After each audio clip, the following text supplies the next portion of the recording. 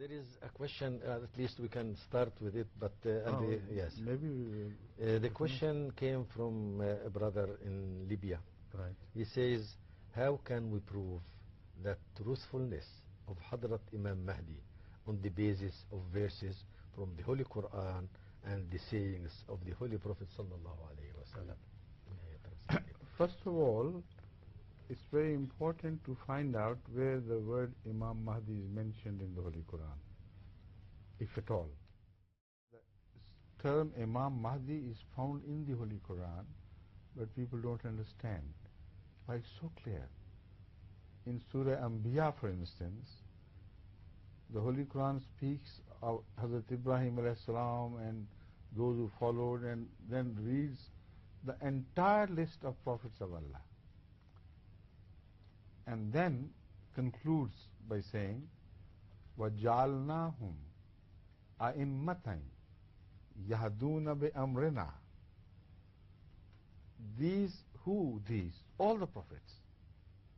وَجَعَلْنَاهُمْ أَئِمَّةً. Aimma is the plural of Imam. And Yahduna bi-amrina is Al-Mahdi. Because this is the difference between Hadi and Al-Mahdi. Anybody who leads by seeking first getting guidance from Allah is the Mahdi. So it is there in so many words. You see, can I read the whole verse? Yes, of course. أعوذ بالله من الشيطان الرجيم بسم الله الرحمن الرحيم قلنا يا نار كوني بردا وسلاما على إبراهيم وأرادوا به كيدا فجعلناهم الأخسرين ونجيناه ولوطا إلى الأرض التي باركنا فيها للعالمين ووهبنا له إسحاق ويعقوب نافلة وكلا جعلنا صالحين وجعلناهم أئمة يهدون بأمرنا وأوحينا إليهم في الخيرات وإقام الصلاة وإيتاء الزكاة وكانوا لنا عابدين ولقد آتينا موسى الكتاب فلا تكن في مرية من لقائه وجعلنا هدى لبني إسرائيل وجعلنا منهم أئمة يهدون بأمرنا لما صبروا وكانوا بآياتنا يوقنون. Now who are these Aimma? All the prophets. None other. The whole list is exhaustive of prophets. वो जो दूसरी है जिसमें ईसा और वो सारे मज़कूर हैं दूसरी जगह एक और. हाँ, there is another verse.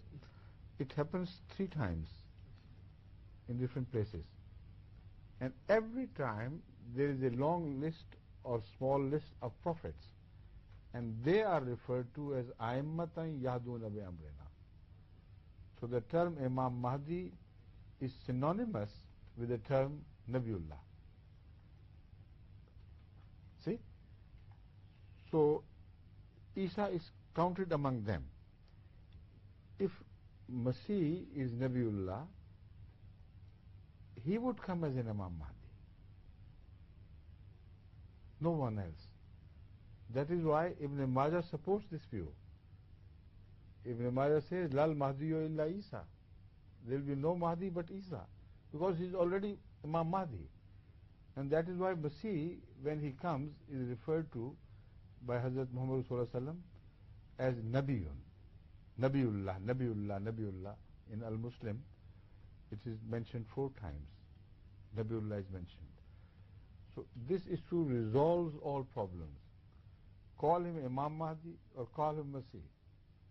He has to be Nabiullah, because according to the terminology of the Quran, Imam Mahdi is none other than Nabiullah. It is not mentioned about anybody else but Anbiya Ikram alayhi salam. So, Milgi? But anyway, this is quite enough. It's quite sufficient. The 2 verses. Yes. Surah Al-Ma'idah, that is Surah Sajda. Already I have read it. Yes. Tomorrow I'll come to more specific prophecy in the Holy Quran about the Imam of the latter days. Right? Yahduna alone could be Al-Hadi, But when you say Yahduna bi Amrina, then he becomes Al-Mahdi. Naam. Yes. I had that feeling, Khutur, yes. Nabi and Imam Mahdi are alternative terms. There is none in the Holy Quran mentioned as Al-Imam, Yahduna, Al-Aimma, Yahduna bi Amrina, or Al-Imam, Yahdi bi Amrina, and he is not a prophet. These two descriptions, Al-Imam or Al-Aimma, Yahduna bi Amrina, is always without fail applicable to prophets and none others. So if we find the prophecy about a prophet in Islam, then he is the Imam Mahdi. And if he is not Imam Mahdi, at least he is a prophet according to the Quran. What is the debate left about then? There is no controversy left. So first of all, I'll prove from the point of view of the Holy, prove from Surah Al-Jumu'ah that there is a very definite prophecy of the re-advent of Hazrat Muhammad Rasulullah sallallahu alaihi wasallam in Surah Al-Jumu'ah. It's so clear that unless you shut your eyes, you can't miss it. The Holy Quran in Surah Al-Jumu'ah, speaking of Hazrat Muhammad Rasulullah sallallahu alaihi wasallam, says, but first of all, يسبح لله أعوذ بالله من الشيطان الرجيم بسم الله يسبح لله ما في السماوات وما في الأرض الملك القدوس العزيز الحكيم. There are 4 attributes of Allah mentioned. Then follow the attributes of Hazrat Muhammad Rasulullah sallallahu alaihi wasallam. هو الذي بعث في الأميين رسولا منهم يتلون عليهم آياته. Yeah, yatlu. Yeah, I'm sorry. Yatlu alayhim. Yatlu hai. हाँ यत्लू में कहने लगा यत्लू अलैहिम आयातिही 1 व युज़क्कीहिम 2 व युअल्लिमुहुमुल किताब वल हिकमा 2 more attributes तालीम किताब and तालीम हिकमा 4 attributes, and there are 4 attributes of Allah, and corresponding to these 4, these are the 4 attributes. وهو العزيز मैं बताता हूँ إن كانوا من قبل لفي ضلال مبين. While before this they were in manifest ignorance or error. Dhalal can be ignorance or error. So this is the verse which speaks of the advent of Hazrat Muhammad Rasulullah sallallahu alaihi wasallam and none else. Allah it is who raised him from among the ignorant people of Arabia. But look at him, what he does. When he is raised by Allah, suddenly he becomes the teacher of all. But first of all, he recites the verses of Allah upon them, or to them, and then yuzakki him. Straight away, he begins to purify them and teaches them the meaning of the book, and also teaches them the philosophy of the book, Al-Hikmah. Now, before we proceed further, because it's a very important verse and very rich in meaning, and the attributes of Allah correspond with the attributes of Muhammad Sallallahu Alaihi Wasallam. So let me first explain this, because the question will be answered all right, but this is an additional thing I want to present to the questioner. He should read the Quran like this, and then he would be wonderstruck with the beauty of the Quran. Let's find out how they correspond. A very strange thing is noticed. First corresponds with the first, and the second seems to be a different one. The third corresponds with the third, and the fourth seems to be a different one. But is it different? We'll see. يُسَبِّحُ لِلَّهِ مَا فِي السَّمَاوَاتِ وَمَا فِي الْأَرْضِ الْمَلِكِ Malik is the one who can give law. Malik is the legislator. And so, yatlu alayhim ayatihi. And the Quddus is also obvious. Malik al-Quddus. Quddus is one who purifies. So, Muhammad Rasulullah yuzakkihim. Right? Now, Malik was slightly obscure. Why Malik and Ayat? That I have already explained. That it is the right of the monarch to legislate for his people.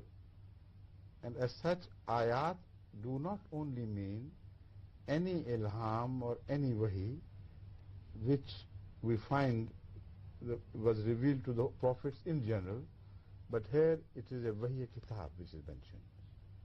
And what follows supports this view. Is Sharia. That he is the one who reveals the verses concerning Sharia. Otherwise, Malik will not have any correspondence with this. Al-Quddus yuzakkihim. Then, Malik al-Quddus al-Aziz al-Hakim. Hakim corresponds with Hikmah very obviously. That's the last one. But why Aziz and Ilm? Yu'allim Kitab and Aziz. The fact is that in Aziz, there are two very important attributes combined in one. Aziz is the one who is very highly respected and who has also the command.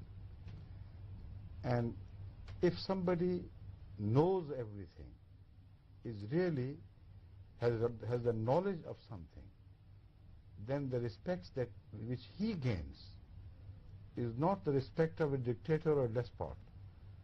That is the person who also has command over things. Knowledge is power. So Aziz is many often mentioned in the Holy Quran with Alim, because these two things go together. This is a very important connection between Aziz and Ilm, because anybody who has the knowledge, he has power. If you have knowledge of the future, you have power over the rest of the world. You can amass wealth if you have the knowledge of the future. And knowledge of anything which is not shared by others gives you izzah. And izzah with the command, with strength. Today, now come to the modern world. What is the advantage which the Western world has over the third world or the poor countries of the world? Ilm. They have the knowledge. It is the knowledge which has made them powerful. All the izzah is related to knowledge. So it is not an artificial connection which I am trying to forge. Anybody who has knowledge, he will rise in the world. Anybody who does not have knowledge will fall low. He will neither have command over things, and Aziz also means command, having command. Nor will he be respectable, because nobody cares for the ignorant. So he did not only bring knowledge, but he brought a knowledge for a people which would raise them from lowly places to a very high place of honor and respect. This is what he did to Arabia. What were they?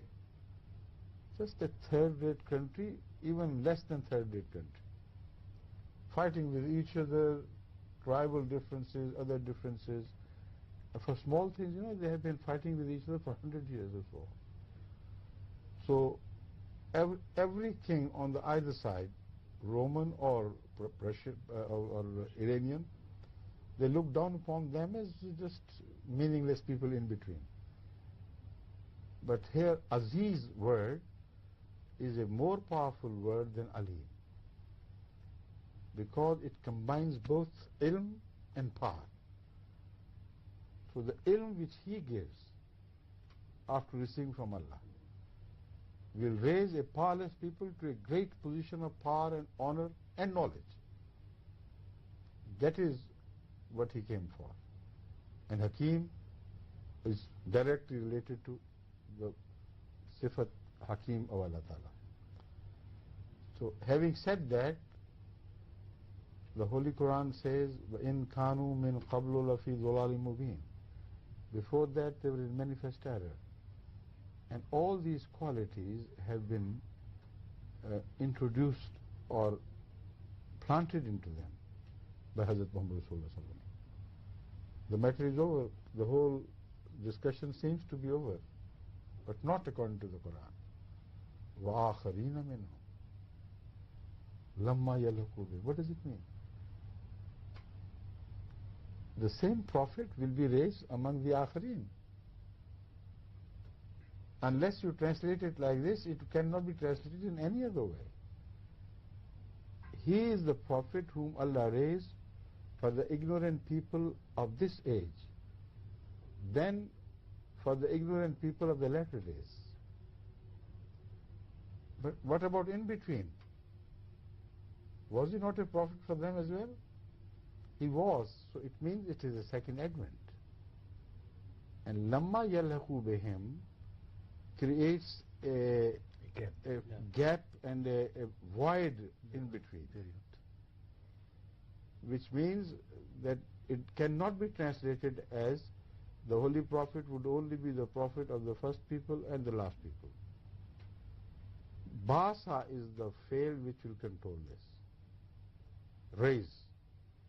So the translation will be, as he raised Prophet Muhammad Rasulullah among the people of Arabia of his time who were ignorant, and suddenly he begins to recite the verses of the Quran which contain law, Sharia, because they come from Malik, and he begins to purify them straight away.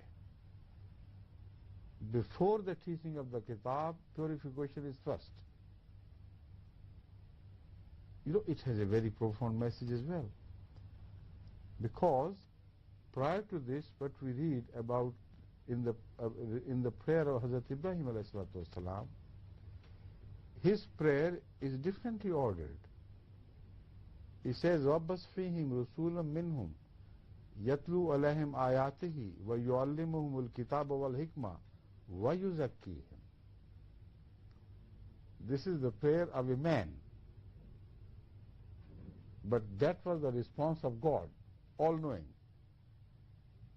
It means that even Hazrat Ibrahim ﷺ could not fully realize the status of Hazrat Muhammad Rasulullah in purification. He worked logically. He prayed to Allah. When you reveal to him, of course, then he will be your messenger. Then he will teach them the knowledge of the book and the law. Then he will tell them the wisdom. Only then they will be purified, not before that. But he was a prophet of Allah. Allah responded to the same prayer. He said he would not stand in need of teaching. His conduct, his very spirit, his holiness will radiate in a way that it will transform people. People who come here, they will be purified. And when they are purified, only then they can rightly learn and not before that. Now this meaning is further supported by the first verse of Surah Al-Baqarah. Alif Lam Mim, Zalikal Kitabu, La Rayba Fihi, Hudal Lil Muttaqin. See? Kitab is law. La Rayb is about hikmah. When you have a kitab which has hikmah, then there is no rayb in it. Without hikmah, any kitab can come, but it will be with rayb. But it can teach only the muttaqi. So he has to create his own pupils. He has to create muttaqiyin. Look at this verse now. You know? How wonderful the message is. A new world appears before our eyes. Also, it is a prophecy that this ilm will raise the status of our Arabs to a position of izzat. It's not an ordinary ilm. This is exactly what happened. And the next ending is exactly reminiscent of the same. وَإِن كَانُوا مِنْ قَبْلِهِ لَفِي ضَلَالٍ مُبِينٍ. No more. After this, forget about their ignorance. They're no longer an ignorant people. Akhareen is maf'ul bihi. No. So a verb must precede. Yes. And the preceding verb is only one. No. Bas. No. I mentioned this. Yes. So what happens? آخرين منهم لما يلحقوا بهم. They have not as yet met these people. Now how can they meet when they are going to appear at a very later date? In between, there may be 1,000 years or maybe 1,300 years. So this is the question. Lamma yalhaqu means they are going to meet in status, not physically. And the translation of this verse, which is made by Hazrat Rasulullah sallallahu alaihi wasallam himself, supports this view. That ilhaq is not physical. It's impossible. They are among the akhareen. Akhareen is a different people. You know, it's not akhareen. Yes. Akhareen. Akhareen also gives another message, that they are not going to be the Arabs this time. Basa fil ummiyina of the Arab, wa akharina minhum. Those who are different people, others, not the same. So whatever the meaning is, we'll understand it, learn it from Rasulullah sallallahu alaihi wasallam himself. But I'm just suggesting a meaning now. وَآخَرِينَ مِنْهُمْ لَمَّا يَلْحَقُوا بِهِمْ. So far as yet they have not met, but they are going to meet. وَهُوَ الْعَزِيزُ الْحَكِيمُ. Here is Aziz and Hakim is repeated, but Malik and Qudus is not repeated. Very interesting thing, because it will be Quwwat-e Qudsiya of Hazrat Muhammad Rasulullah sallam, which will create that man or that person who will come in the later days. And it will continually act till the end of the time. It will be his book which will lead them. But understanding will be distorted at that time. So a muallim is needed again. A muallim is needed again who also tells them the hikmah, because they lose sense and they draw wrong conclusions from the same book. So a guided person from Allah is required, who will represent his attributes of Aziz and Hakim. After having said this, it seems to be over, but it is not yet over. The Holy Quran goes on saying, ذَلِكَ فَضْلُ اللَّهِ يُؤْتِيهِ مَنْ يَشَاءُ وَاللَّهُ ذُو الْفَضْلِ الْعَظِيمِ. This is a fadl of Allah. He will give to whomsoever He pleases. Nobody can question, why not from here, no, why not from there.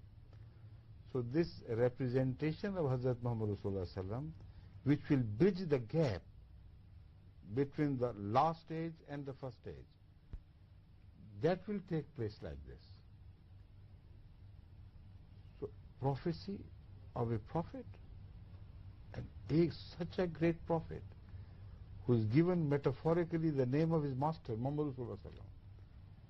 Like Muhammad Rasulullah sallam is given the name of his master, Allah. Yadullahi fawqa yadihim. There is no duality. A perfect merger, a perfect obedience wins a slave the name of his master, because he loses his own self. He does not have a separate entity left anymore. So this is the meaning of the verse, ذَلِكَ فَضْلُ اللَّهِ يُؤْتِيهِ مَنْ يَشَاءُ. But this fadl is that Muhammad Rasulullah sallam will have a re-advent among another people who have not yet met them. Now this is the simple message of the Quran. Let us hear from Hazrat Rasulullah sallallahu alaihi wasallam what he understood, because what he understood was right. And if we have a hadith from Al-Bukhari, what better evidence can you look for? because it is Asahu Seha. Of all the Sahih Kutab, this is the best, this is the most Sahih. So in Bukhari Sharif we find this riwayat. When Hazrat Muhammad Rasulullah sallallahu alaihi wasallam recited these verses of Surah Al-Jumu'ah, a questioner from among the people who were there said, who would be those people? Ya Rasulullah. That is, you know what it meant? He knew that he would come again. So he never bothered about asking who would come, because it was so evident and obvious that except from Muhammad Sallallahu Alaihi Wasallam, no one else is mentioned, he would come. So only he wanted to know the people among whom he would come. And he asked the question once, asked it twice, no answer. When he asked it the third time, only then Muhammad Sallallahu Alaihi Wasallam opened his lips. And all the noble scholars in Islam have mentioned this, that many a time Rasulullah Sallallahu Alaihi Wasallam did not answer a question because he was awaiting guidance from Allah. Either Jibreel would appear, or he would receive a way from Allah. This is the answer. So this indicates that this is a Hadith Qudsi, which will give a message from Allah to the people. So he says, after third time, he put his hand on the shoulder of Salman Farsi, like this. Very strange. Of all the company, all the rest were Arabs. Just there was one non-Arab, that was Salman Farsi.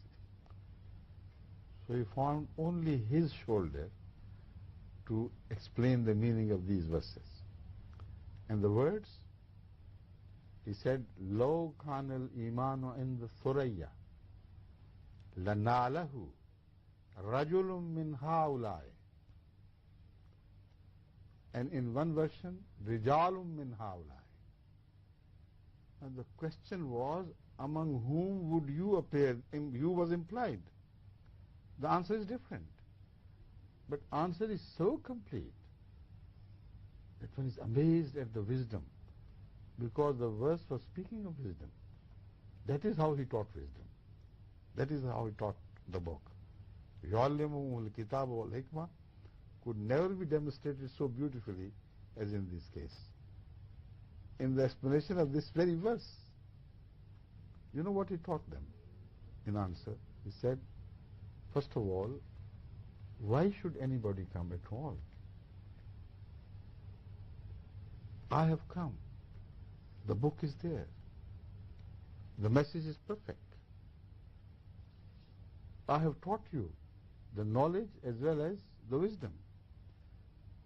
Why should this book speak of someone coming? My coming again. My task is over. Law kana al-imanu in the Thuraya is the answer to that. The book may remain. The word of the Prophet, his hikmah, may remain. But still a people can become faithless. So their belief, their faith is nominal, as if it had deserted them, like a deserted nest from which the bird has flown. It says, Law kana al-imanu in the Thuraya. See? A time would come. And this also means it's not going to happen the next day. The Holy Quran is speaking of a time so distant that faithlessness will cover almost the entire ummah, despite the book, despite me. It is that time which the Holy Quran is speaking about. Then وَآخَرِينَ مِنْهُمْ prophecy would take place. Then what would happen? لَنَالَهُ رَجُلٌ or رِجَالٌ مِنْ هَؤُلَاءِ. A man would be needed to bring faith back. This is the guided one who does it. And this is the task only of a perfect slave of Muhammad Sallallahu Alaihi Wasallam. None else has that power to bring the faith of Islam back to the earth and to fill the hearts of the people with this unshakable faith. Then will he be an Arab like you are? The answer was Salman Farsi. لَنَالَهُ رَجُلٌ مِّنْ هَؤُلَاءِ. The only non-Arab present is mentioned that it will not be an Arab, it will be an Ajami. I don't translate it necessarily as a Farsi. Most people have done it. That could be possible. But I take Arab as against Ajam. So this time it is not going to be an Arab who would represent me, and by representing me would represent God. This is the prophecy. But one question remains. If this is the Imam Mahdi, and I believe this is the Imam Mahdi, if it is not Imam Mahdi, he is not Messiah either then. So where is the third person? Why is he not mentioned at all in Hadith? This is the question, it's very important. Al-Imam al-Mahdi has to be a completely obedient servant of Hazrat Muhammad Rasulullah sallallahu. So complete that his coming can be called the coming of Muhammad Rasulullah sallallahu. This is the meaning of the Quran, and such a big prophecy is not mentioned in Hadith at all. Why not? Imam Mahdi is mentioned, Masih is mentioned, because this is Imam Mahdi, these verses are talking about. And it has another meaning as well. Al-Mahdi. Hazrat Muhammad Rasulullah sallam, although he received guidance from Allah, then he distributed, yet he was called a Hadi, Hadi Kamil. So the Mahdi who would come, it also means that he will be a complete subordinate who would receive his guidance from the book, from Muhammad Rasulullah sallam, then would be entitled to become an Imam in the Ummah. So this is the double meaning of Al-Mahdi. One who receives guidance from Allah, and the one who receives guidance from the book and Hazrat Muhammad Rasulullah sallam himself. So people say that he is not mentioned. How else could one be mentioned to come in Islam when that Muhammad Rasulullah sallam is mentioned to repeat his visit? How better could you conceive the mention of an Imam? Right?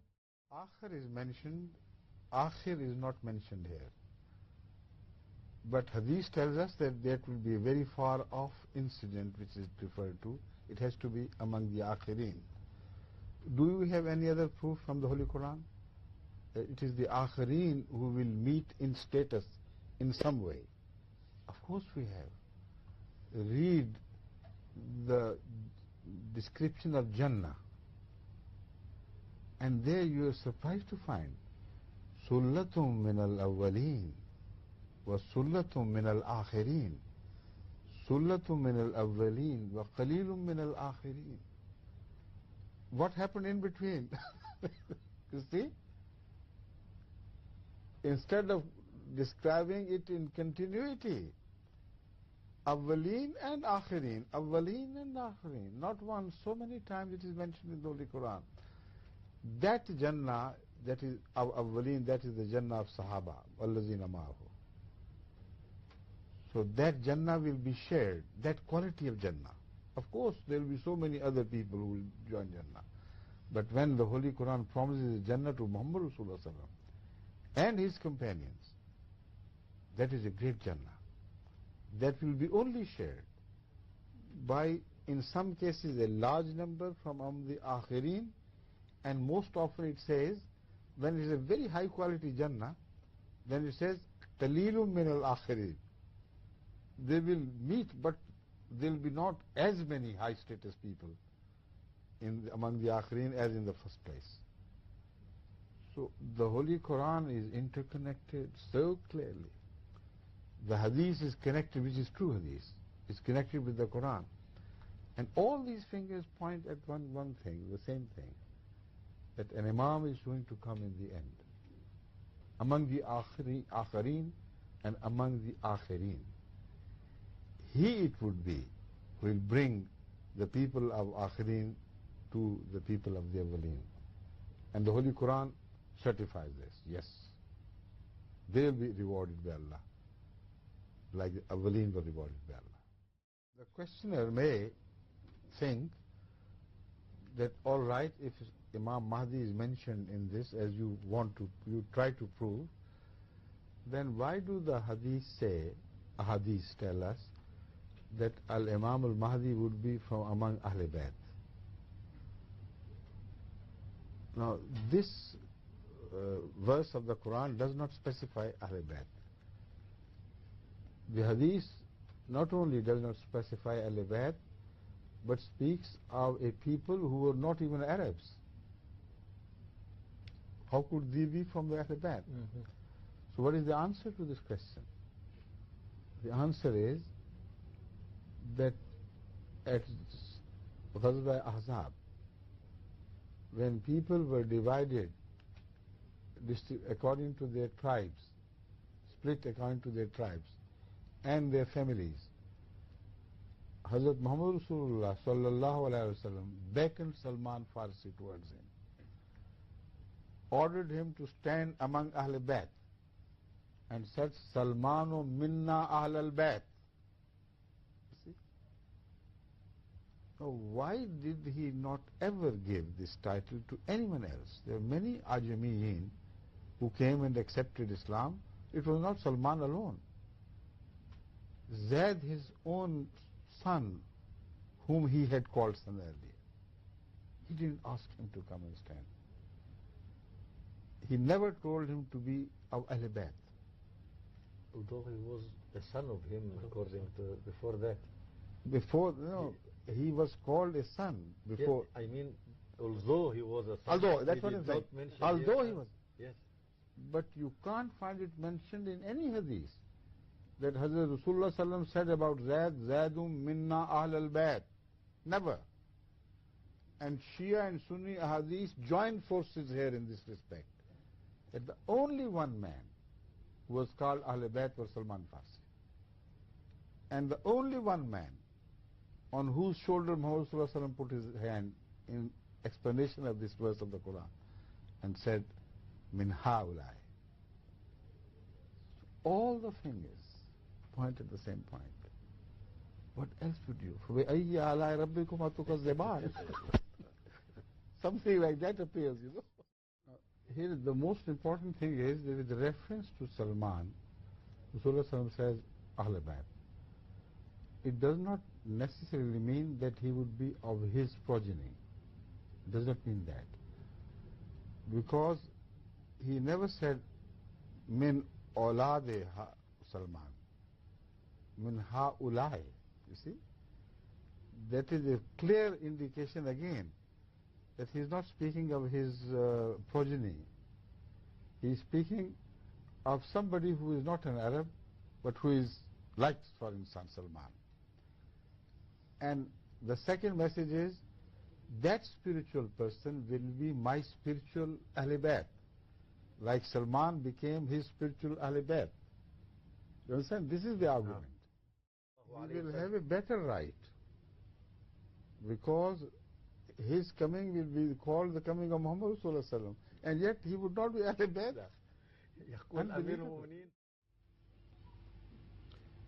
From the Holy Quran, there are so many ways and angles from which we can prove the truth of the Holy Prophet, Holy Prophet Messiah, alayhi salam. You see, the fact is that all the signs of the truth of prophets, whether they are small or big, basically belong to the same category. Because La nufarriqu bayna ahadin min rusuli also means this, that we don't see any, although it's the word of those who believe, but if God had made differentiations, some with different types of proofs, some with different types of proofs, then those who viewed this could not have said, لا نفرق بين أحد من رسله.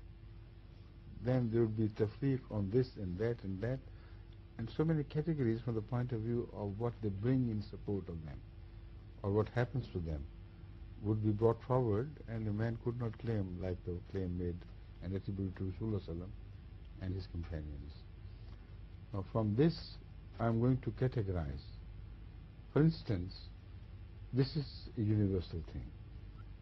All the prophets of Allah, before they have made a claim, are not only innocent in the eyes of those who know them from close quarters, but they are marjuween, those about whom high expectations are pinned. Society looks up at them. You know, it's great people, rising stars, and they always respect them, and without fail, they never find fault in their character prior to the claim. Now, as far as the history of prophets is preserved by the Holy Quran, we see this applicable everywhere. Whatever they said against Noah was after he had claimed. Whatever they said against Saleh was after he had claimed. Whatever they said against Abraham or any other prophet was always after they had claimed to be from God, never before. But one moment when they claim to be from Allah, what a transformation in the attitude of the people. They completely go topsy-turvy in their mind, in their attitudes, and that man, who was man of the highest expectation before, suddenly becomes the worst of the society. That one man who could never be blamed for any lie whatsoever, never in his life before he was prophet, or he claimed to be from Allah. Suddenly all sorts of lies are attributed to him, and he's also described as having forged things against Allah. So this is the basic character of a type of proof. I say it's not a character of the Prophet, it's a character of a type of proofs which is applicable to all the prophets of Allah alike. And there are others as well. After they make a claim, then the whole society abandons them. Even the next of kin abandon them. And there is no party of strong people from among the society to support them. Those who make a claim with the support of a group from among themselves are never prophets of Allah. We don't see a single account of any prophet who claimed with the support of a large group behind him. You'll find large groups behind Musalma Kazzab, Ansi, what was his name? Aswad Ansi, and so on and so forth. But never in the history of prophets you will find that a prophet comes out along with a party, a group, strong group in an area, a clan. On the contrary, his own family members reject him, except for one or two solitary exceptions. That happens in every case. In case of Abraham, his nephew, except in case of Hazrat Rasulullah, his cousin. So this is another type of proof that they reject him outright, and there is no tribal or clannish support behind him. And in case of false claimants, even those who claimed of Imam Mahdi later on, you'll always find some clannish support behind them. But then comes another. Allah does not abandon them. The whole world does, but Allah does not. Despite the fact that they are rendered totally powerless. Support comes from heaven, and they go on growing against all odds, against all opposition and hostility. Instead of becoming smaller, they become larger and larger. And yet the enemy says, we are going to win. And the answer is, how could you win? أَفَلَا يَرَوْنَ أَنَّ نَعْطِي الْأَرْضَ نَنْقُصُهَا مِنْ أَطْرَافِهَا أَفَهُمُ الْغَالِبُونَ. How stupid they are. They claim they are going to emerge victorious. Because the Muslims are small. The believer and his companions are small once they grow. But don't they see that every time we compete with each other, we come into clash, their soil is lost and ours increases. When the territory of the enemy at every encounter becomes smaller, how can he claim that he would win? It's so mad. In the Quranic arguments, there's such beauty. A small thing is said apparently, but when you study it, then you find it is an invincible thing, irrefutable argument. And this is what happens in case of every prophet of God. They begin with nothingness. They grow from nothingness to something to something bigger. And the course of their progress has never been reversed by the enemies. So there are these categories. If you would like me to further elaborate these things, I'll come turn by turn, and there are many others as well. First of all, we begin with this beginning, as I said. Yes, Father. You see, when Hazrat Masih Maud claimed that he had been appointed by God, Masih ibn Maryam, and he had come to fulfill that prophecy in his spirit and in his character, although his soul and spirit were different. He was a different person. But he said, this is how the prophecies are fulfilled. An old prophet of Allah who is known to have claimed that he would come again, or others who expect him to return to earth, never come back. There is not a single exception. Examine the entire horizon of religious history. People claim that someone would come, but never see the face of that man again. So it does not mean the prophecies, all of them are wrong. It means the stupid people who do not recognize when they come, they are wrong.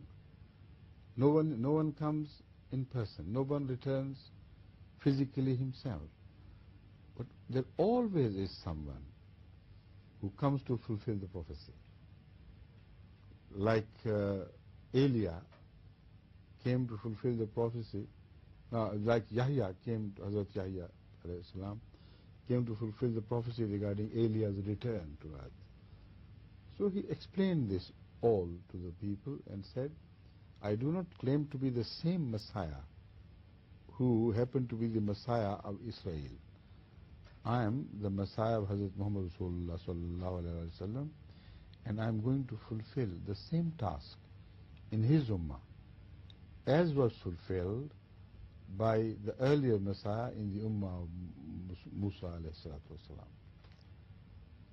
When he claimed this, when he claimed that he was Al-Imam al-Mahdi, whose advent had been prophesied by Hazrat Muhammad Rasulullah himself, the entire world of Islam which was supporting him, seemed to have gone berserk. They lost balance. They seemed to have gone mad with anger. What have you done? What's your claim? And one and all the great ulama of the time, in the beginning, as a first reaction, declared that he is a pakka kafir, about whose kufr there is not the slightest possible doubt. He is kafir of the first degree. He is a kafir of a class in himself. The one who is not just a kafir but who is an impostor, who wrongfully attributes things to Allah which he never told him. So he is a impersonator of Jesus Christ. He is not the real one. And went on building their fatwa, their edicts against him, to the result ultimately that they said his life is forfeit. According to these edicts of Islam and the Holy Quran, anybody who kills him will not be held answerable in the sight of Allah. So go ahead and help yourself.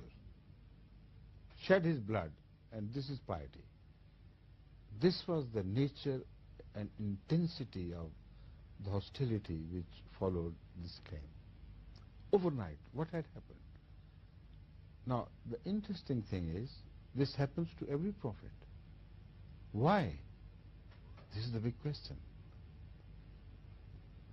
How can it help their message? How can it help to prove their truth if those who are friends of yesterday suddenly become the enemies of the the most bitter and convicted enemy, most bitter and dedicated enemies of his message? What does he gain? What does the truth gain from this? Let's first resolve this question, because it's a question which has to be asked in relation to Hazrat Muhammad himself as well. Why did God put him to such trial? It is related to the first question which I raised, his previous popularity. If a man has that popularity, and if it is that popularity which has gone into his head, then it is quite likely that he would make tall claims. And the people later on would think a man became popular and he made a claim, like many false claimants have done it. But then God completely draws a line of distinction between the true prophet and the false ones.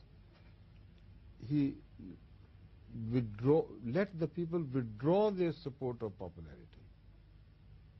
And now he rises in his true color and character. This man, who was surrounded by a mist of possible doubts, he's such a popular man, maybe he thinks, let me become the very top in the world of religion and claim to be Allah's prophet, to add to the popularity. Maybe he's a selfish person. But when every support is withdrawn, when he's left alone and bare, in a society which has transformed into a type of hostility which is seldom seen elsewhere in the world, everybody becomes bloodthirsty, and he's alone. Then what happens? If he had been a false man, he would immediately withdraw his claims, like the politicians do. If a statement is attributed to them, which they think would make them popular in the sight of the people, and then suddenly they see the negative reaction strong. It's very strong negative reaction, and they go, oh God, what we had done. We made a statement which was not popular. So next morning the statement appears. It was not this which I said. It was that which I said. It was not this, it was that. But they can't prove it. Sometimes this is done also by people who are true, but they have full proof. In my case recently, I gave a long interview to a representative of Nawai Waqt here in London, who promised and who swore to Allah that I'll be true and honest, and I'll have it published verbatim, word for word. So I said, all right. He took the interview and completely changed it and made a small statement which was so vicious that it created an extremely negative and wrong image of Ahmadiyyat and myself. And then I had to issue a statement of contradiction, because I had the proof with me. You see, I had got this interview fully recorded, and I have that tape. And I threatened the paper, if you do not immediately publish this statement, then I'm going to have this tape played in the MTA, and you can't stop it. So next morning they published that statement of negation I'm just telling you, sometimes it happens that they attribute false things. But this is a different story. When they make a claim, the uproar against them is so threatening that if the true prophets of Allah were not true, if they were like the ordinary politicians, they would immediately eaten their words and said, look here, forgive us, for God's sake, this is not what we meant. This is the character of a popularity seeker. But those who do it for the sake of truth, they do not care. No, they look at their past, popular past, and look at the unhappy, apparently, the most unpopular future, and they prefer to belong to future, because in this happiness lies the happiness of Allah. What better proof could we require? But the blind do not see. The mission in the Mosaic faith was to be a mission similar to the Messiah Muhammad Sallallahu Alaihi Wasallam. Now, Hazrat Mirza Ghulam Ahmad, before he claimed, fitted this description perfectly. He was a man in his childhood who was withdrawn to himself and is recluse. He was not a man to display himself to the people. He was a God-fearing person, young boy who would go out and serve the cause of the poor.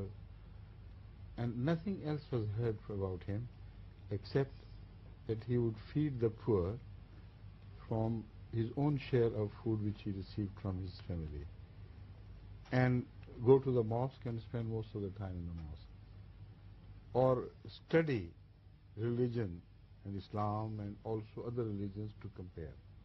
That was his life. Nobody knew him, even much in Qadian. So much so that once a Sikh leader from around the whole of the area around Qadian was mostly Sikh population, predominantly Sikh. And they were big, powerful people who were very martial in their character and still are, in fact.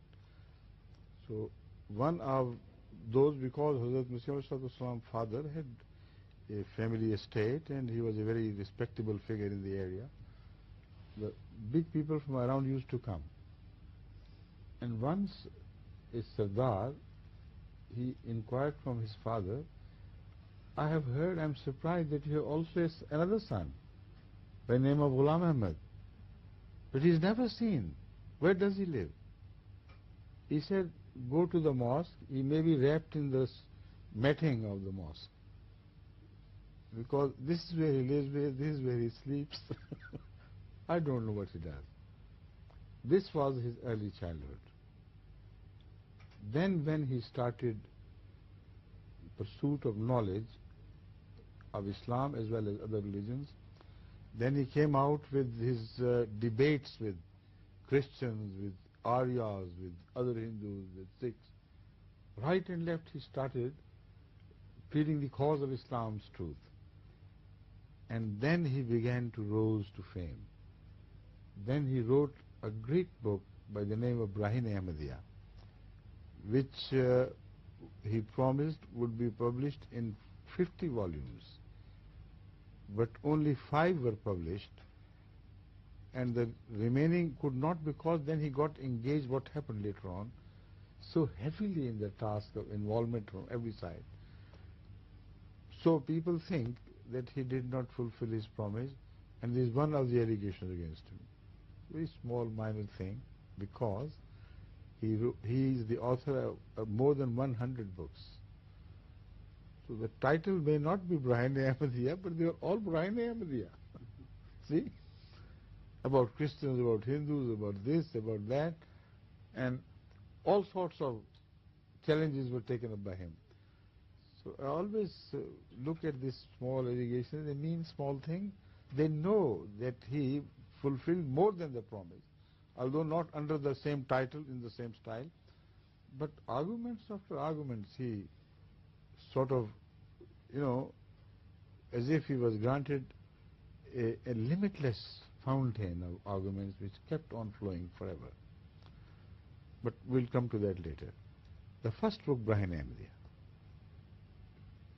made such a great, let's say, not uproar, but it was something which shattered the peace of the time.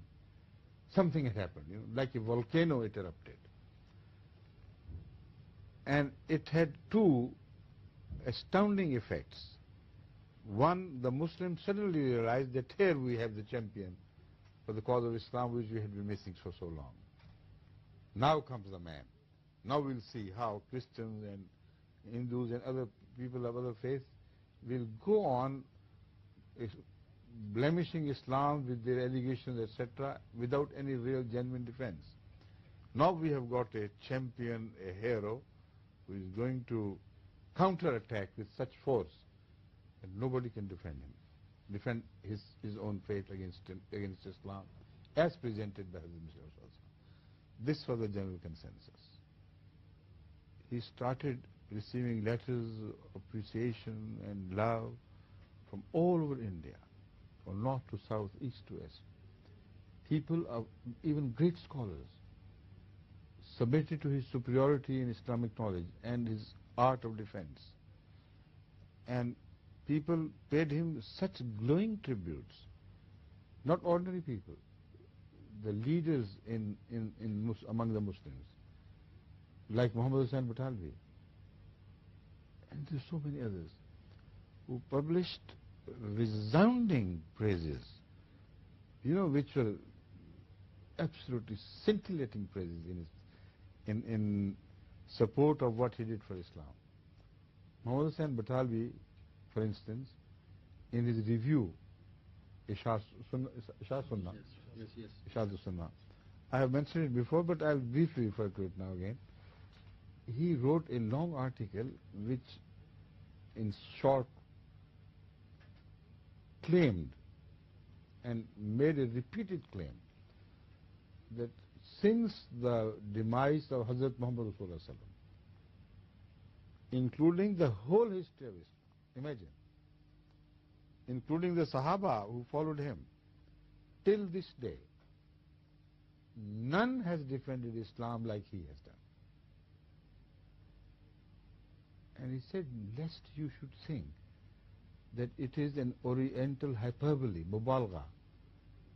I'm saying things, lifting them beyond their real status. I'm adding praises which are not genuine and due. I'm only exaggerating. He says, lest somebody should think that I'm indulging in hyperboles. Hyperbole is a praise which is extremely exaggerated. Let me remind you, every word of what I say is based on truth and my personal knowledge. If anybody disputes this claim, then bring a single example from the entire history of Islam of a man who has served the cause of Islam like he did, with his word, with his honor, with his knowledge, with his life, with all his possessions. And the arguments, absolutely irrefutable. Now, this was the fame which he accrued not intentionally, but it happened to rise spontaneously the moment people began to realize what that man was and what were his capabilities. And then he claimed one night he received a revelation from Allah, and that was that Isa Masih ibn Maryam Rasulullah फौत हो चुका है और उसके रंग में रंगीन होकर मैं आया हूँ, तू आया है, दिस वाज हैं, हाँ, और वादे के मौफिक तू आया है. He said, I received a strange revelation from Allah that Jesus Christ, son of Mary, is dead, and the promise was not wrong. Exactly in accordance with the promise, you have come to fulfill the prophecy of the advent of Jesus Christ again. This was absolutely unacceptable by the world of Islam. They rejected it with one accord. And the same Maulvis and newspapers who used to support him and sing his praises, they were so bitter against him. Then the same Maulvi Muhammad Hussain Batalvi, who had claimed that don't you sing this in Oriental hyperbole, he went from town to town in India, from south to north and north to south, east to west, and then across the borders of India into Mecca and Medina, and collected edicts against Hazrat Mirza Ghulam Ahmad. For 1400, in the last 1300 years, he said, a champion of Islam, such worst man was never born. Such a filthy enemy of Islam, such a liar, such an impostor, who fabricated things as ilham. So his life is forfeit, and he said he collected stamps of the mullahs, Arabs as well as non-Arabs. He said, this is what I have done now to undo the shameful act of praising him. Then he claimed, it is me who raised him from earth to heavens, and it is me who is going to bring him down from heaven back to earth. Imagine. And what happened? This man lost all his fame. He dropped from his supposed heaven down to earth. And Hazrat Mirza Ghulam was lifted from fame to fame, from higher status to higher status, until within his sight many Arabs became Ahmadi Muslims. Many migrated to Qadian, some migrated to Qadian.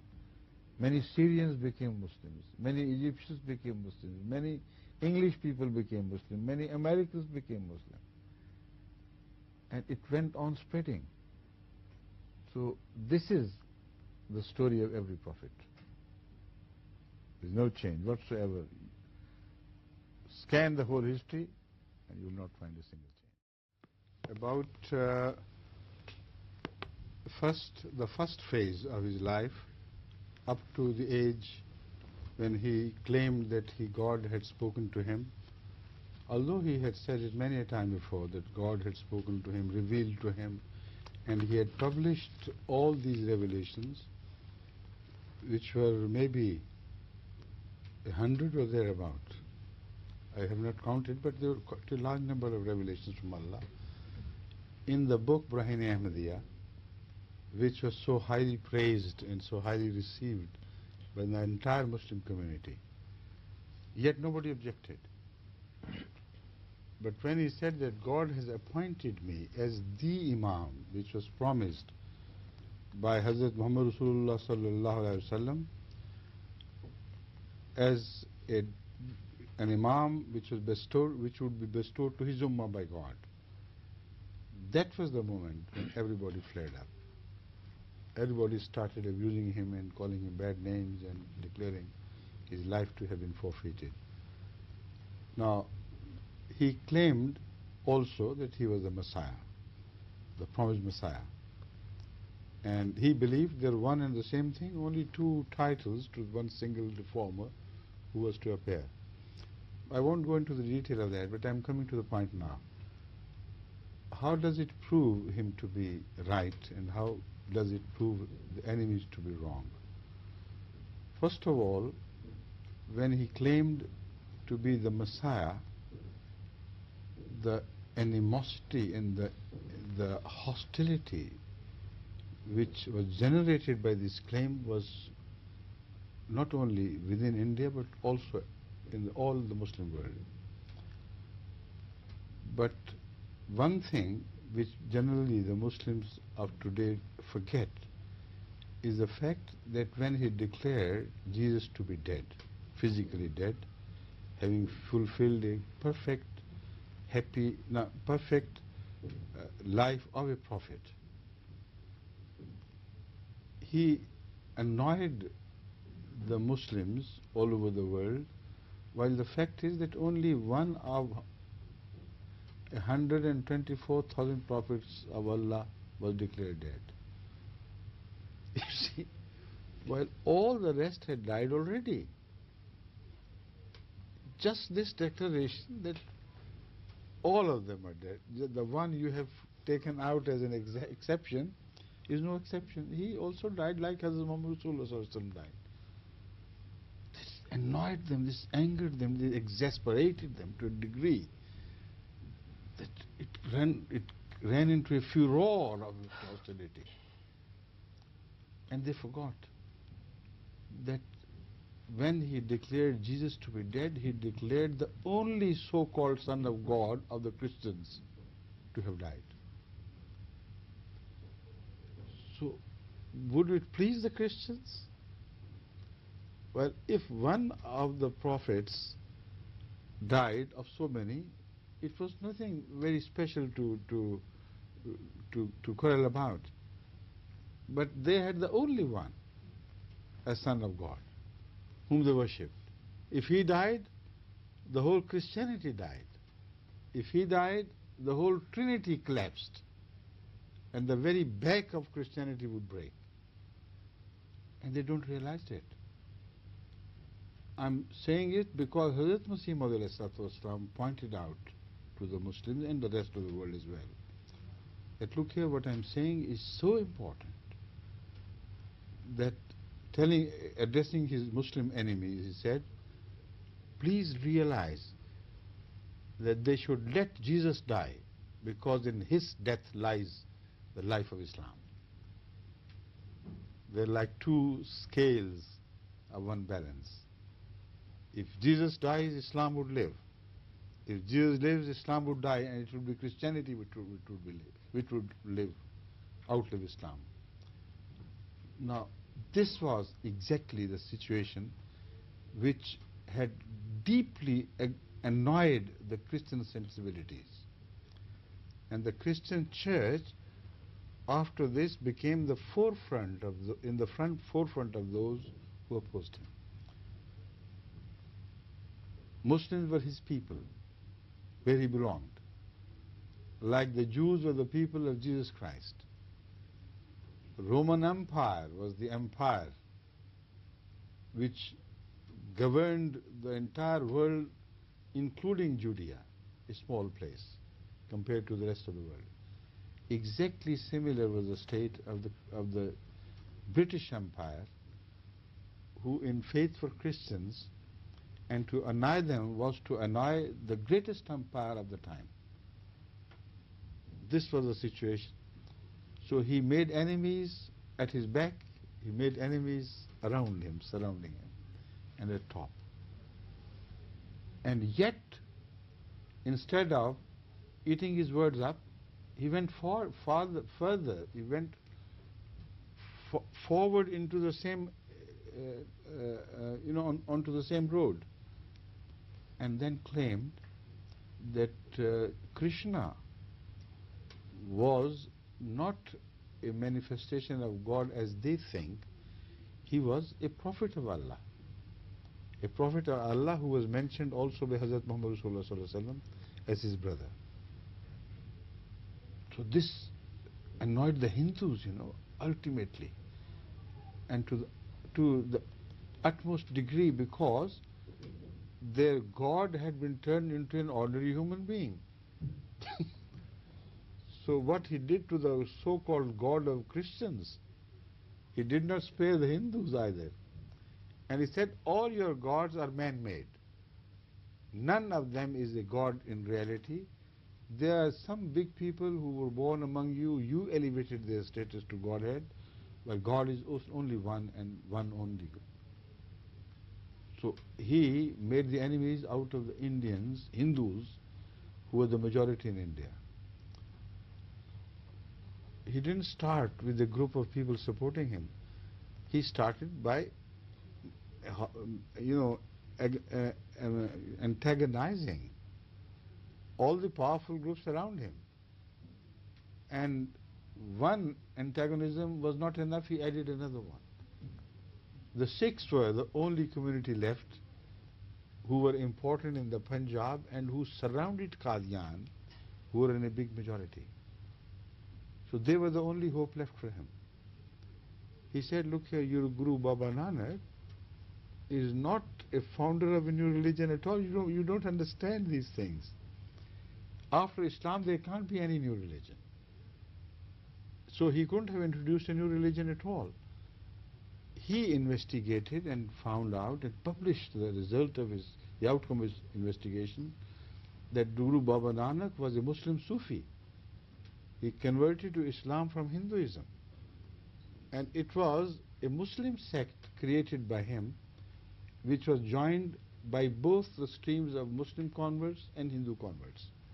But they believed in the unity of God, and so he proved that on the cloak he was wearing till his death was written La ilaha illallah Muhammadur Rasulullah and the verses of the Quran. This annoyed the Sikhs so much, because all they were left with was Islam and nothing else. Sikhism was no longer a new religion. These are the signs of truth which I said, which distinguish a true believer in God and the one who trusts Allah alone and who does not depend at all, who does not care at all for the popularity of the world around him. He goes on making the most unpopular claims, and yet to rub it in he says, look here, I am from God. No one has planted me other than God. So do whatever you may. You may turn mad in anguish and praying to God. You may lose by crying your sight, and your eyelashes may shed. But I assure you, I am planted by God, and He will never abandon me, and you will see one after the other tasting tasting humiliating defeat at my hand. I'll grow from country to country, from continent to continent. And this is the fate of Ahmadiyyat which none among you can change. A strange sort of impostors which can only be fitted into the community of prophets, nowhere else. When he continued to spread, while he should have been eliminated, one man against all the Muslims, as Muslims believe, non-Ahmadi Muslims I mean, one man against all the Hindus of India, one man alone against all the Sikhs of the Punjab and India, one man alone against the entire British Empire, upon which the sun never set in those days. It was the greatest of all the empires of the world, alone. And yet he says, I am going to spread, you are going to decrease. And he goes on spreading. Where did he derive his power from?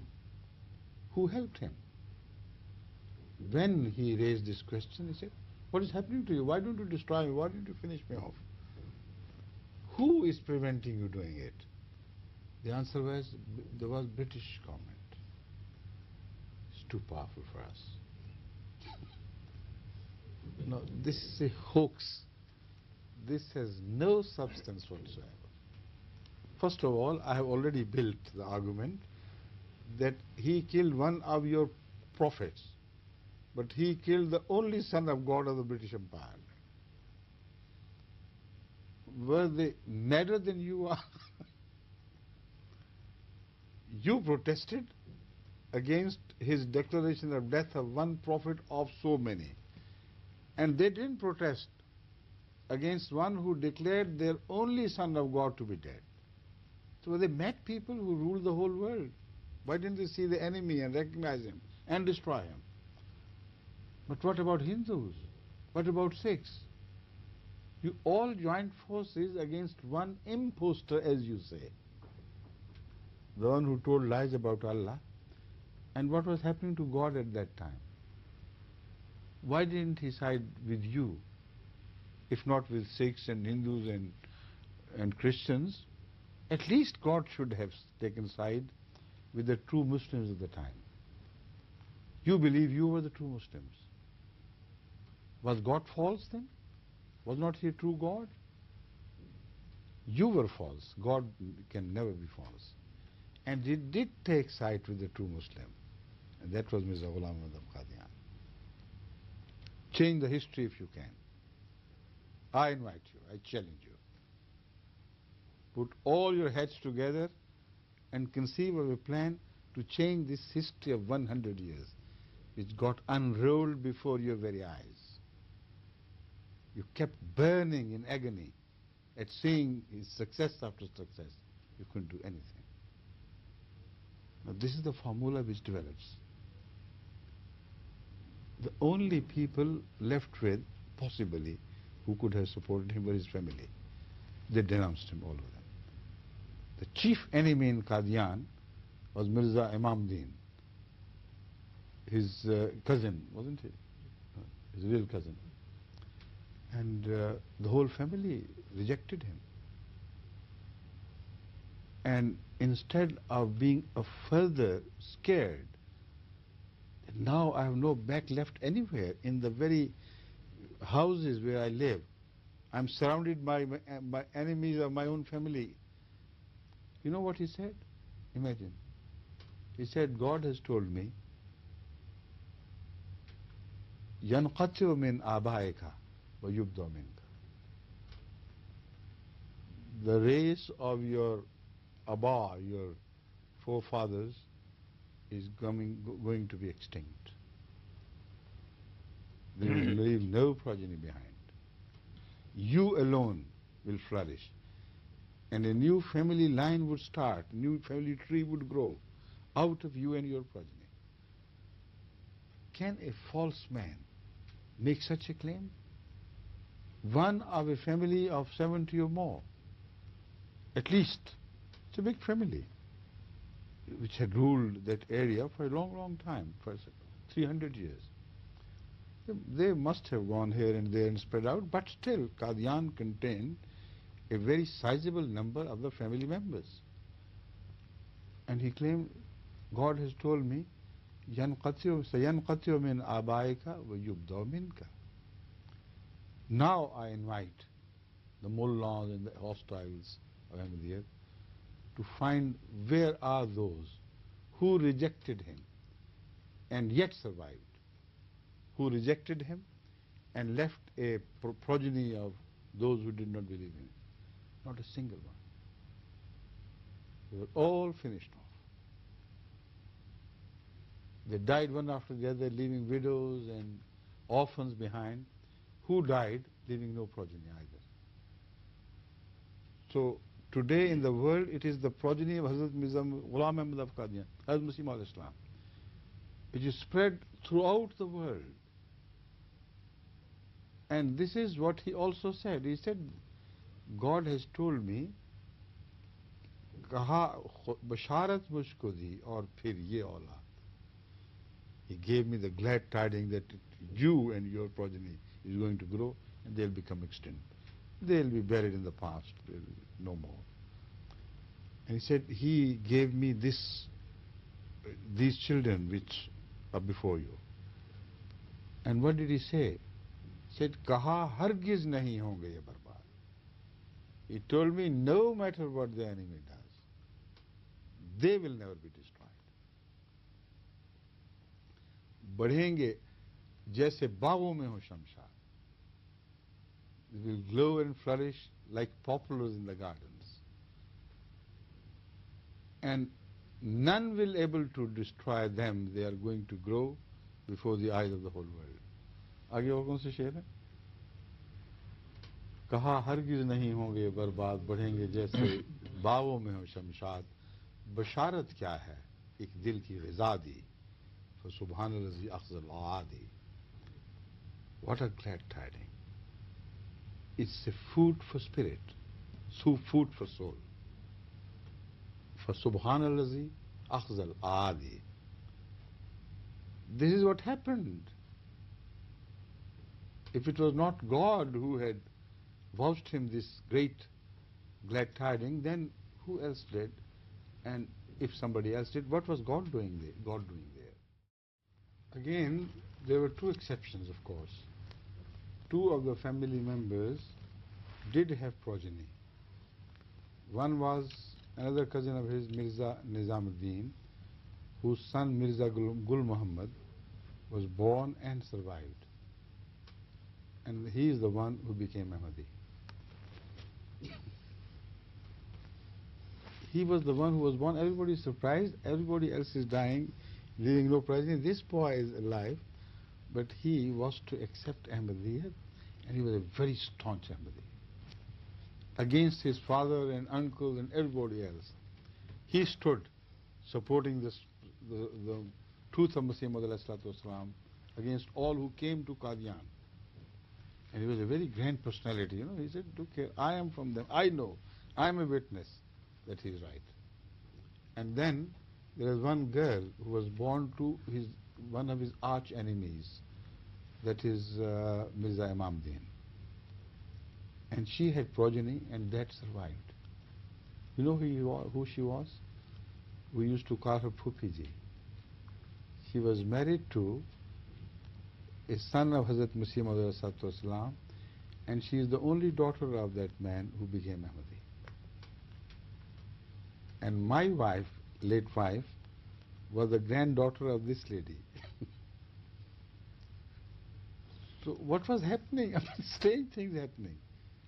The only exceptions are those who become Ahmadis, who believe in Hazrat Mirza Ghulam Ahmad of Qadian. The rest go on dying without leaving any progeny.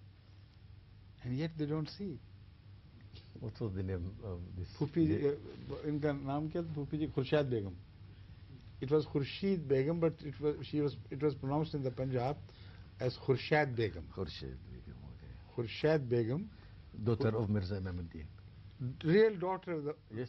the only daughter Yes. which was born to him, Yes. and who survived. No. Only Yeah, survived to yeah, become an Ahmadi no, and yeah. to get married to Hazrat Mirza Sahib's own son. And there she flourished, of course. لتصدق She النبوءة. was married to not the son, No. but to the grandson of Grandson. Hazrat Masih Maud al-Islam, Mirza Rashid Ahmad. No. So, you know, casually I said son, but actually he was the grandson, the son of Hazrat Mirza Sultan Ahmad Sahib. No, I'm sorry, I'm right, I was right. She was the mother of Hazrat Mirza Rashid Ahmad Sahib, of course. Yes. I'm sorry, I was right in the first instance. أمير المؤمنين يستعيد هذه She was العلاقات. absolutely right. I was absolutely right. She was the wife of Hazrat Mirza Sultan Ahmad Sahib, the mother of Mirza Rashid Ahmad Sahib, whose daughter Asifa Begum I married. So I was right. No. Now, as far as the British Empire is concerned, who is alleged to be the mentor and protector of Hazrat Masih Maud al-Islam, he did not, satisfy himself by declaring that their so-called son of God is dead. He was an ordinary prophet. He did not ascend to heaven. He died here, lived a normal life and died.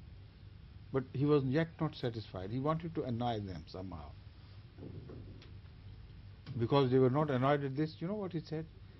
He said, these Christians are the Dajjal.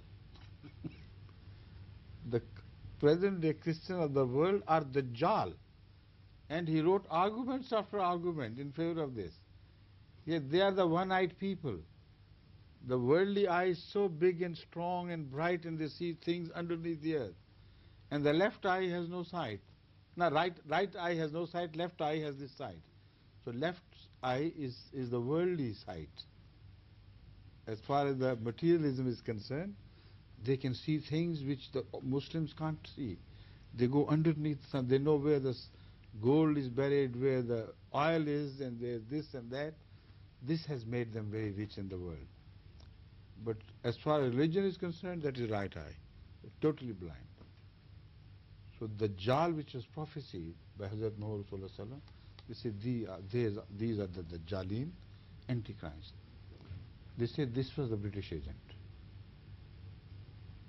Imagine a British agent not satisfying himself after killing their so-called only son of God, is now after their back and tells the whole world, not only the Muslims, that if you want to set your eyes on the Dajjalin, look at them. They are. This was the British agent. Can you imagine? All right, but then how did he help him? Another question. All through the life of Hazrat Mirza Sahib, they never posted a single sentry at his door to protect him. Never. Imagine. They did not pay a single farthing to him to support his community or him himself. They did not grant him any land by way of reward for his services, not a single inch of the land. They were the people who confiscated the land of his family, and despite their fight in the courts for a long time, they did not return a single inch of the confiscated land. This was their agent. Imagine, can you believe it? How did they protect him? That is the question. Did they post a small company of the army soldiers or a police contingent to protect him for the enemies around? All through his life, never once, I repeat it, never once, any British soldier was appointed at his door to give him protection against the enemies. So what sort of protection you were afraid of? There was no protection. Anybody could walk in and kill him and walk out. And the whole world of Islam, the so-called world of Islam, would support him. Any Hindu could do it, any Sikh could do it. But he said, no, God has protected me. You can't touch me. And those who were after his life were the Christian elders who concocted registered false cases against him, concocted stories of his intended murder, produced false evidence, and this was done by the Christians of India. And repeated attempts were made to have him involved in some case or other so that he could be rendered either helpless or he would be hanged to death because of intended murders, or imprisoned for life maybe. Each such case was ultimately proved to be wrong. So it was the British representatives in British India who were fully supported by the Christians all over the world, who were his chief enemies, he was his arch enemies. And no protection was provided to him, as I said. Not a single soldier, imagine. So what were they afraid of? They could walk in and killed him and destroyed him. Who was protecting him? It was Allah. And yet he was challenging, or throwing challenge after challenge. It's a meaningless, substanceless claim. It's entirely stupid and mad. There's no logic in it, and no supporting argument either of any sort. See, the defense of Islam against Christianity became the sign of recognition of Ahmadiyyat. Wherever there was Ahmadiyyat, there would be a stop of Christianity in spreading its influence. It became so well known and well realized by the British that if at all they were, for instance, the Christians were they generally, used to gathering in places in almost every street of Sialkot, of Lahore, of other big cities, of the Punjab in particular. They had sent their emissaries, and the Christian fathers and priests would stand up and gathered a crowd around them, preaching Christianity and comparing the treatment of Allah, of Hazrat Muhammad Rasulullah sallallahu alaihi wasallam, in comparison with his treatment of Jesus Christ. This was a regular routine in those days. Now, when they gathered the people, they used to ask them questions. And they were all very much impressed by the white skin, particularly because they were the absolute rulers. So it was their representatives who were trying to spread Christianity all over India. This was a plan of the British Empire to get deeply entrenched and rooted and to eternalize their rule of India by converting the faith of the Indians. So it was a general plan, but I'm coming to the point now. Whenever they did it, the argument they presented was simply this. He said, look here, when Jesus was in real peril, when his life was threatened, do you know what happened? I said, yes, we know. What happened to him? He was raised by Allah bodily to secure him from the enemies, and he was removed so far away from the hand of the enemy as fourth heaven. God did not feel secure from the extending arms of the Jews or other enemies of the Roman Empire by lifting 200 feet or 1,000 feet either, or 100 yards or 100,000 yards. Not even the first sky. They used to tell them, the British representatives, that no, God lifted him so far away to such a safe place as fourth heaven. It's all right when the life of your Prophet Muhammad Rasulullah was threatened. What happened? They had to admit that he sometimes, particularly in Uhud, he fell, having lost his consciousness for a while, or out of weakness, wounded heavily in the head, in the tooth, in the mouth, in the face, that he could not stand any longer, and he was almost buried under the corpses of Muslims who wanted to give their lives to save his.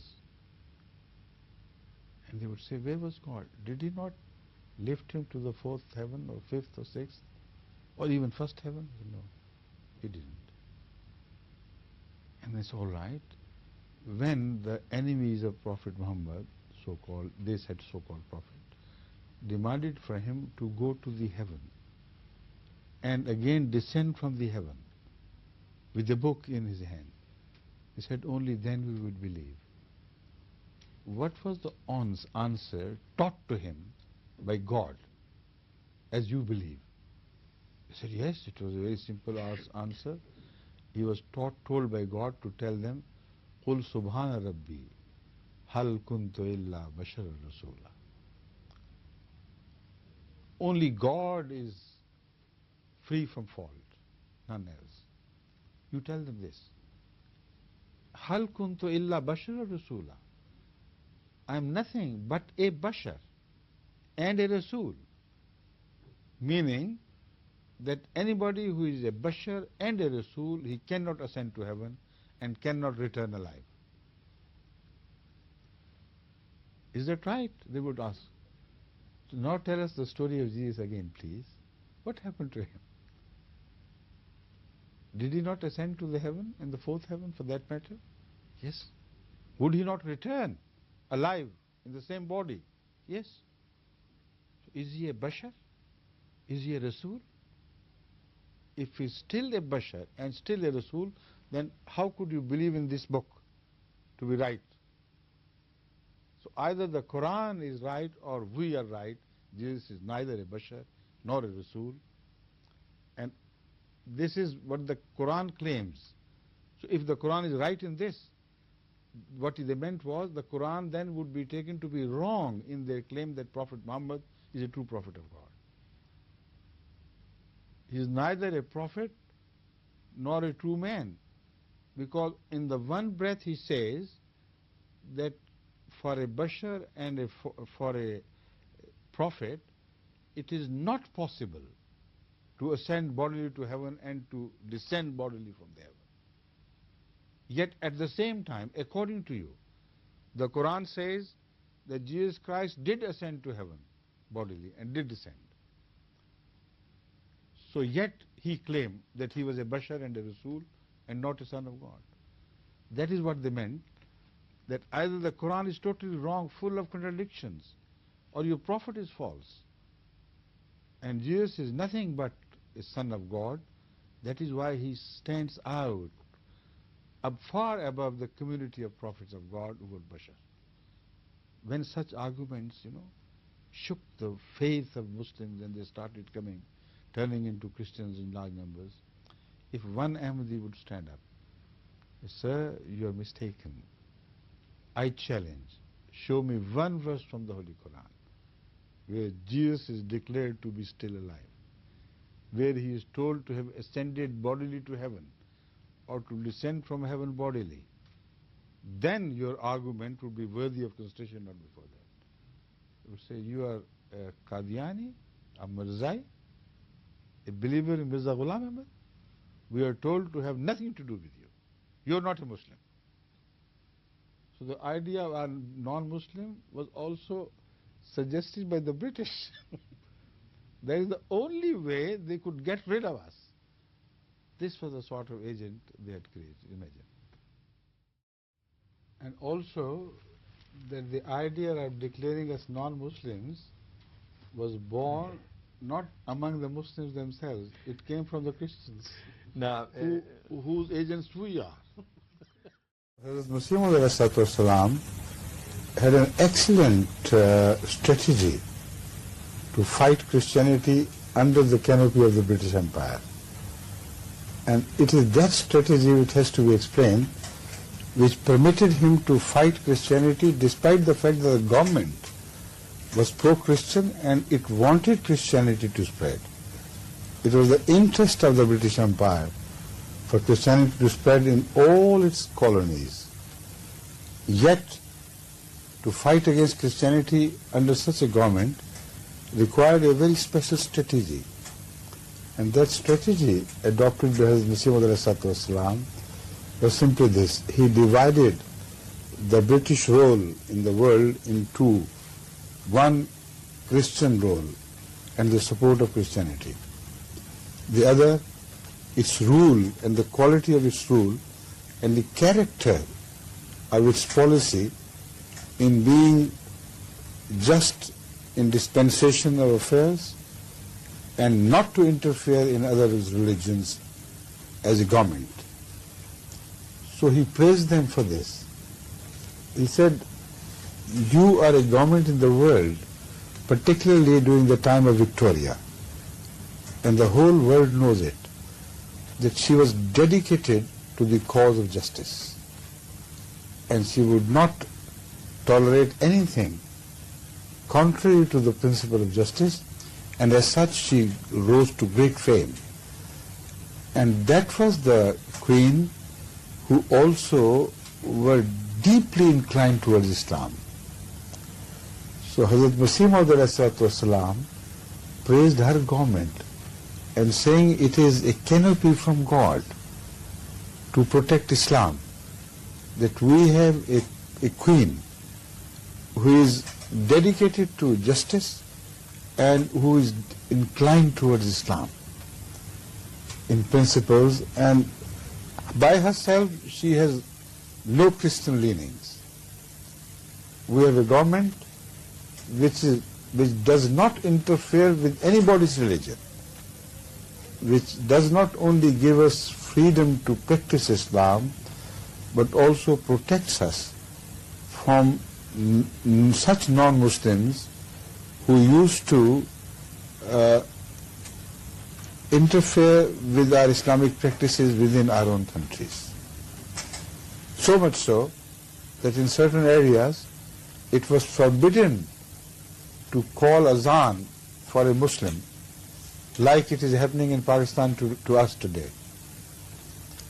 You see, he said it was the British government who established peace and also at the same time stuck to the unchangeable principle, adhered to this principle throughout their reign, that we will not permit religions to fight other religions either. Sort it out with logic, sort it out with arguments. We permit that, so go ahead and do it. But don't use weapons and arms against each other. or against the government. So he praised this. He said, well done, British government. You are servants of peace and justice. Islam also advocates peace and justice. In that much we are with you. But when it comes to your faith, your religion, it's the most shocking thing on earth.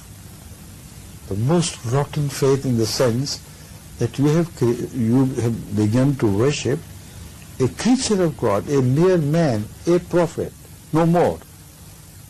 So he divided the British into two roles.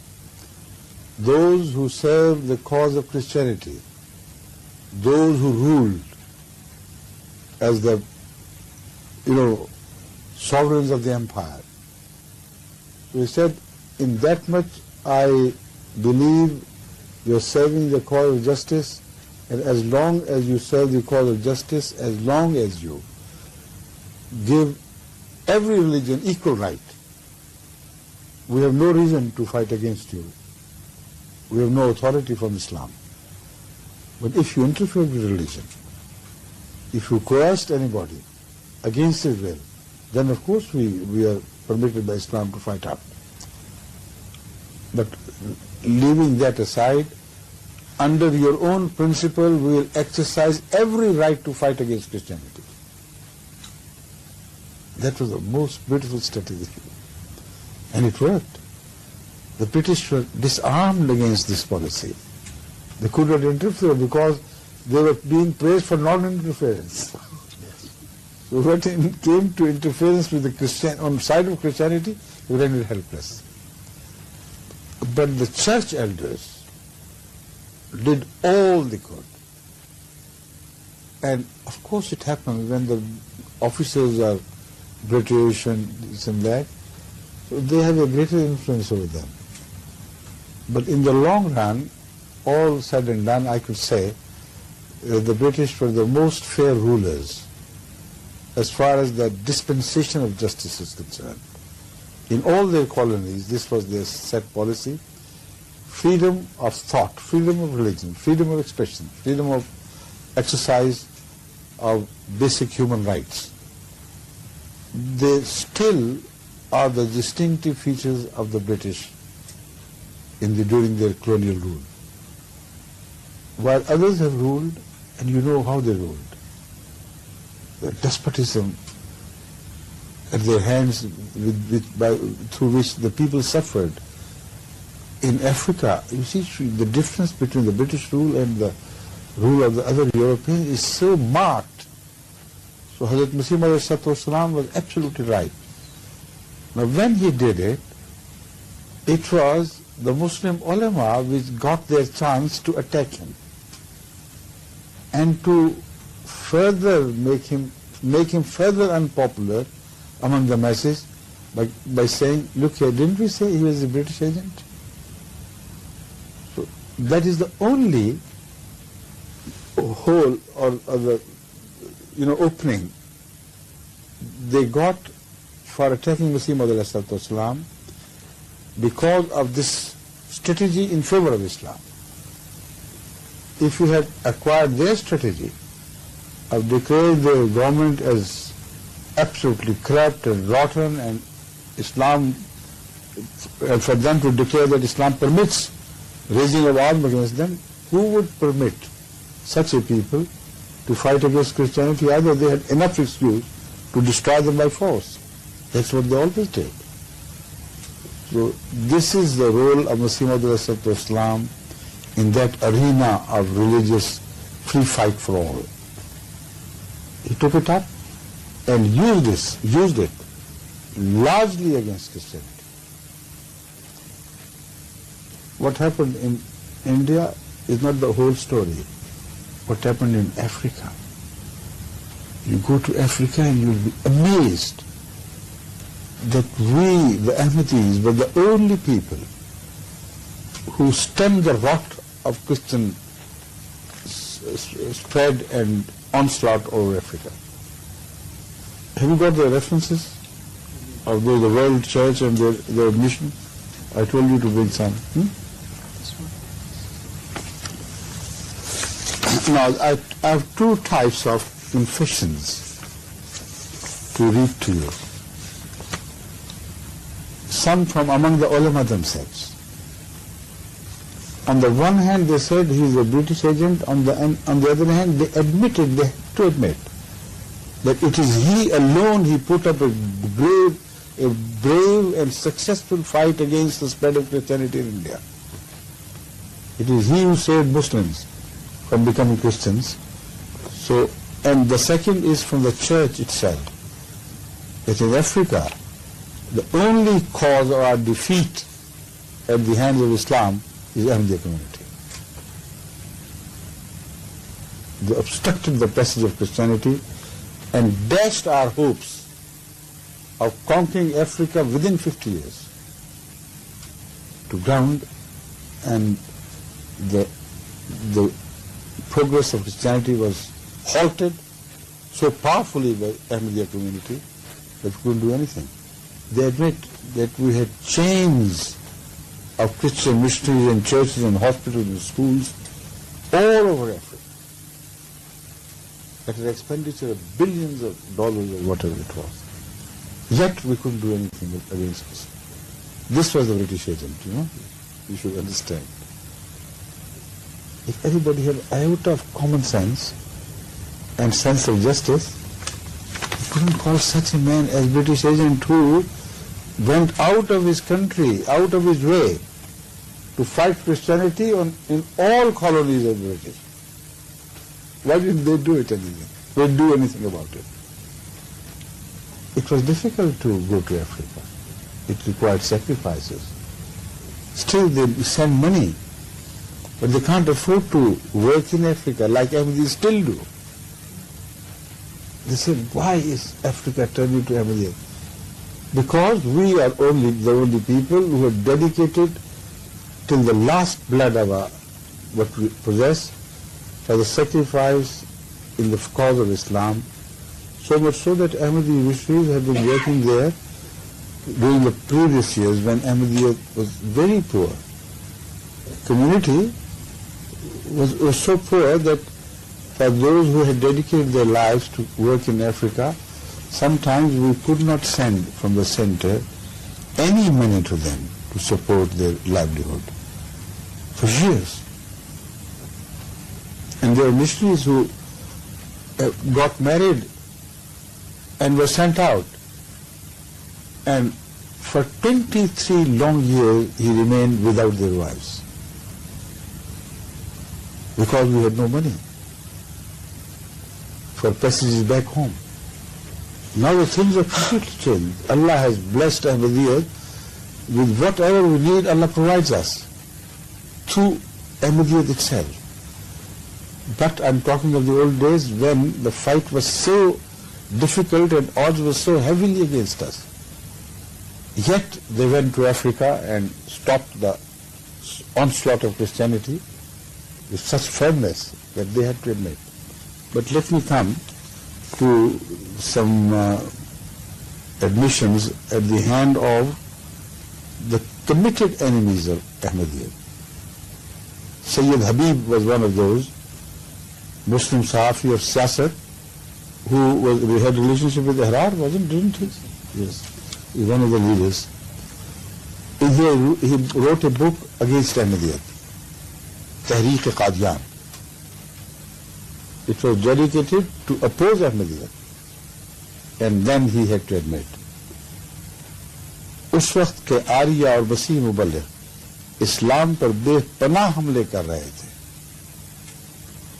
We're talking of the time of Hazrat Masih IV, he says, during that period, the Christian and Hindu Arya Muballighin, that is missionaries, were attacking Islam with such force and ferocity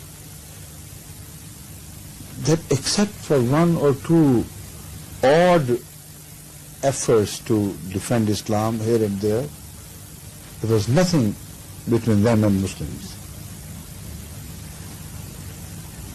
वो नामूस शरीयत हक़्क़ा के तहफ़्फ़ुज़ में मसरूफ़ हो गए.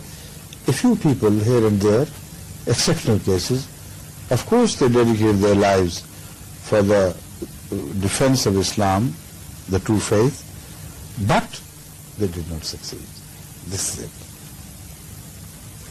The odd, exceptional mullahs who stood up to face the challenge, to fight the cause of Islam, they got up here and there, but not as a whole. There were exceptions. Yet they all failed to do it. They couldn't do anything. उस वक्त मिर्जा गुलाम अहमद मैदान में उतरे. Then came into the arena, appeared into the arena, Mirza Ghulam Ahmad of Qadian. He was just alone by himself. उन्होंने मसीही पादरियों और आर्या उपदेशकों के मुकाबला में इस्लाम की तरफ से सीना सपर होने का तहैया कर लिया. मुझे ये कहने में जरा बात नहीं कि मिर्जा साहब ने इस फर्ज को नहायत खुश उसलूबी से अदा किया और मुखालिफिन इस्लाम के दांत कट्टे कर दिए. He said, I have to admit it. No way I can deny this. That when he came into the arena, he broke the teeth of all the enemies of Islam.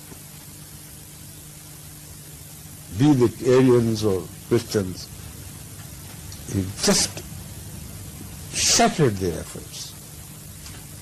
This is an enemy of Ahmadiyyat. Strange, how can he stay as an enemy? Because it was, at that time, even the enemies had some sense of justice in them. Now the mullahs are rabid, totally mad. They neither understand the Quran nor the worldly things. They think the only service to the cause of God is to oppose Ahmadiyyat, and that's all. This is how they earn their livelihood. The Holy Quran says, is this, the takzeeb, is the denial of truth, is what you have made your means of livelihood? أنكم تكذبون رزقكم أنكم تكذبون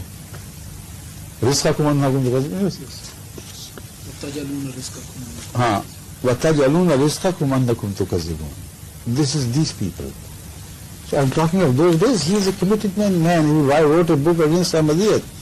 Yet he says, this I must admit, the solitary Muslim resistance sporadically appearing here and there, they were all defeated by the enemy.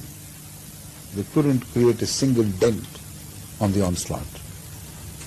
Then came Mirza Ghulam Ahmad. What a beautiful expression. Then entered the arena Mirza Ghulam Ahmad of Qadian. And I have nothing but to admit, I must admit, that when he came, he broke the teeth of all the enemies of Islam. This is Qasr Salib. This fight against idolatry. And the enemies of Islam, whatever they proved to be. Now the question is, this was the British agent? And what were the agents of God and Islam doing then? Come on, this is Tariq-e-Qadian, his own book, page 207, 210. You see, to become the main contender against Christianity in favor of Islam, in those days was not an ordinary thing. It required a great courageous man who had full trust in Allah and who would not care whatever may happen to him, but he would fight the cause of Islam at any cost. Yet, bil hikmah, as the Holy Quran said, and this was the hikmah of Masih Maud, which worked wonders for the faith of Islam and which frustrated the enemy's attempts. But those who had no hikmah, they played a dual role. It's amazing. Even today, the Arab countries are flooded with anti-Ahmadiyya literature claiming, look here, Mirza Sahib has praised the British government and the justice of Queen Victoria and says your canopy is like God over us. In what sense? In the protection, in the right. And they said these are the enemies of Islam who are the British agents. I'll explain what sort of British agents we were and we are. But the role of the mullahs there was a duplicate role. I mean, a dual role. Unbelievable things happened. The mullah, the main opponent of Muslim Islam, who wrote his review on Barahin Ahmadiyya, Muhammad Hussain Batalvi, on the one hand, he excited the sentiments of the Muslims against him. That here is the enemy of Islam who says that there is no legal justification for calling a holy war, declaring holy war against Christians as long as they do not interfere in your religion, as long as they act justly and equitably. We have no religious cause to fight them. So he went on working the sentiments of the people and working them up emotionally, exciting them against Hazrat Mirza Sahib. To the British, he wrote in private. The letters, we have got the copies and we have published the material. You know what he wrote to them? He said, look here, you are dealing with a very dangerous man. He claims to be Imam Mahdi.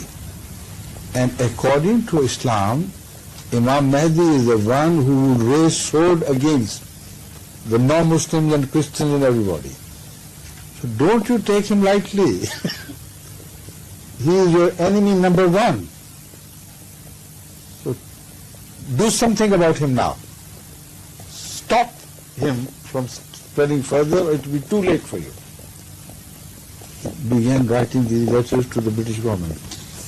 The result?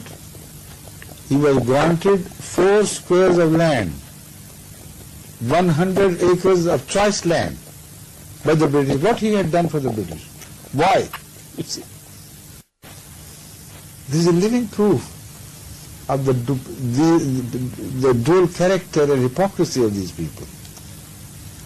The one fighter for Islam, the one warrior who is fighting the enemy head on, they stabbed him from the back, from this side, from that side, tried to pull his leg, so that Islam once again becomes defenseless. Now, why Christianity was important to the British? Why could they not permit anyone to fight against Christianity and yet befriend him? I read out the reason why. Lord Lawrence, who is so well known in the world, he was a viceroy at that time in India. Once he said in his book about his personality, Lord Lawrence of Arabia, you know all of you, shouldn't you? Yes. You should know. That was a great, who cheated everybody in Arabia as a great man for the cause of Islam and the Arabs, but he was a spy in disguise. That is how the spies are always disguised. They appear as friends, they gain influence. They don't appear as enemies who are rejected by all. How can they work among them if they are right from the beginning identified by the people wrongly, but as enemies? So Hazrat Mirza Sahib's personality, the moment he claimed Jesus was dead, was taken to be a committed enemy, that of a committed enemy. But the spies work differently. They wear the robe of friends, like Sir Lawrence of Arabia was. But his dedication to Christianity can be read in his book, in the book about him, the famous Lord Lawrence's Life. The writer says, Lord Lawrence said, कोई चीज़ भी हमारी सल्तनत के इस्तेकाम का इसम से ज़्यादा मुजीब नहीं हो सकती कि हम हिंदुस्तान में ईसाइयत को फैला दें. There is nothing more important for the safety and perpetuation of the British rule in anywhere than to spread Christianity all over India as rapidly as we can. This should be our strategy, the strategy of government. Nothing can give stability to the British rule, but more than this factor, he said, than the spread of Christianity. And here were the British agents stopping the onslaught of Christianity, dedicated to this cause.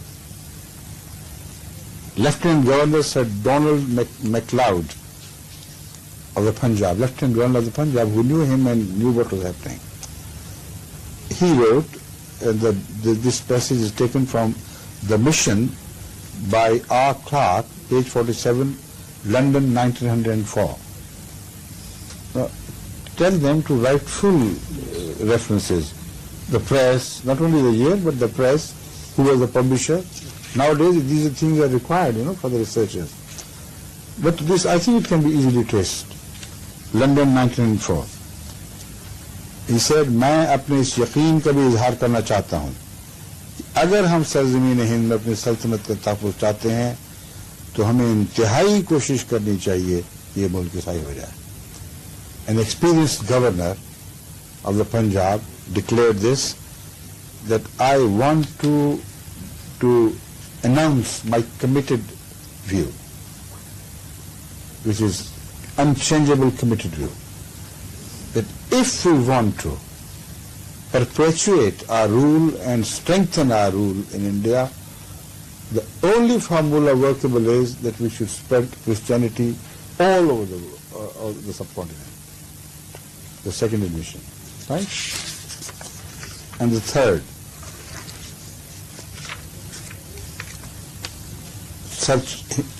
the secretary or the minister is one and the same thing. For India in those days was Sir Charles Wood, the British government secretary, the chief of the Indian affairs and everything.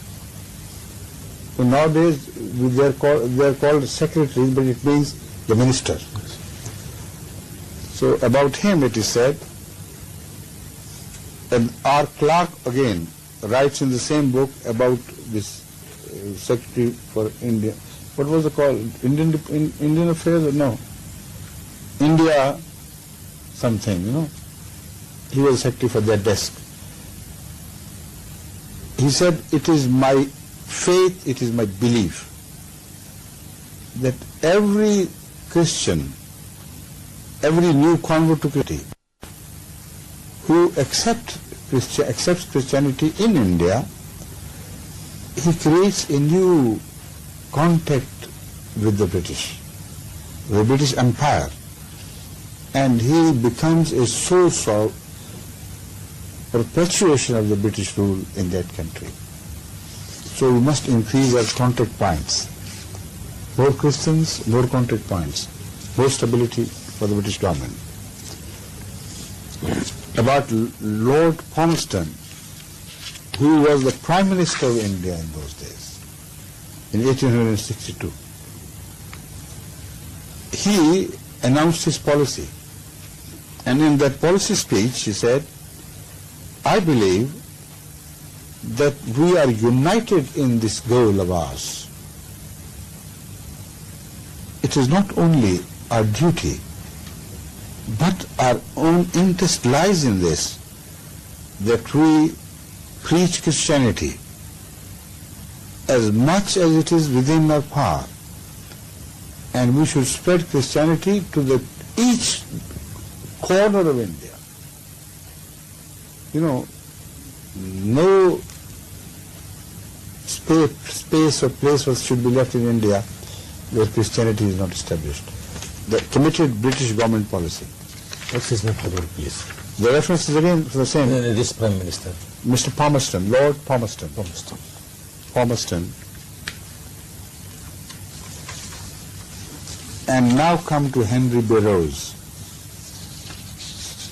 He worked in southern India as one of the chief missionaries, and who wrote some rabid books against Islam, and he did so much work for the spread and establishment of Christianity in southern India that his name has become a byword.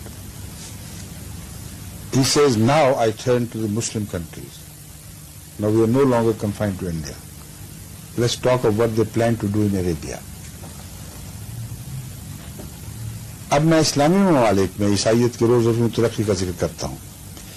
इस तरक्की के नतीजे में सलीब की चमकार आज एक तरफ लुबनान में ज़ौफ़-ए-गन है, तो दूसरी तरफ फारस के पहाड़ों की चोटियाँ और बॉस्फोरस का पानी उसकी चमकार से जगमग कर रहा है.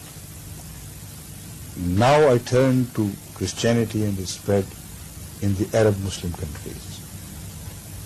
He says, on the one hand, we see the glitter of cross, blinding the eyes. I mean, dazzling glitter of the cross, enlightening Lebanon. And on the other side, the Faran, from where Rasulullah appeared, Yes. that was said. We see Christianity shining, rising like a light, like a dazzling light from the tops of Faran, and also the water of Bosphorus Sea is twinkling with the light of Christianity. This is an omen, a good omen for what is to come for Christianity. A revolution is what we are expecting now. The revolution which will sweep Qahira, Damascus, Tehran, and all these places would be filled with the glory of Jesus Christ.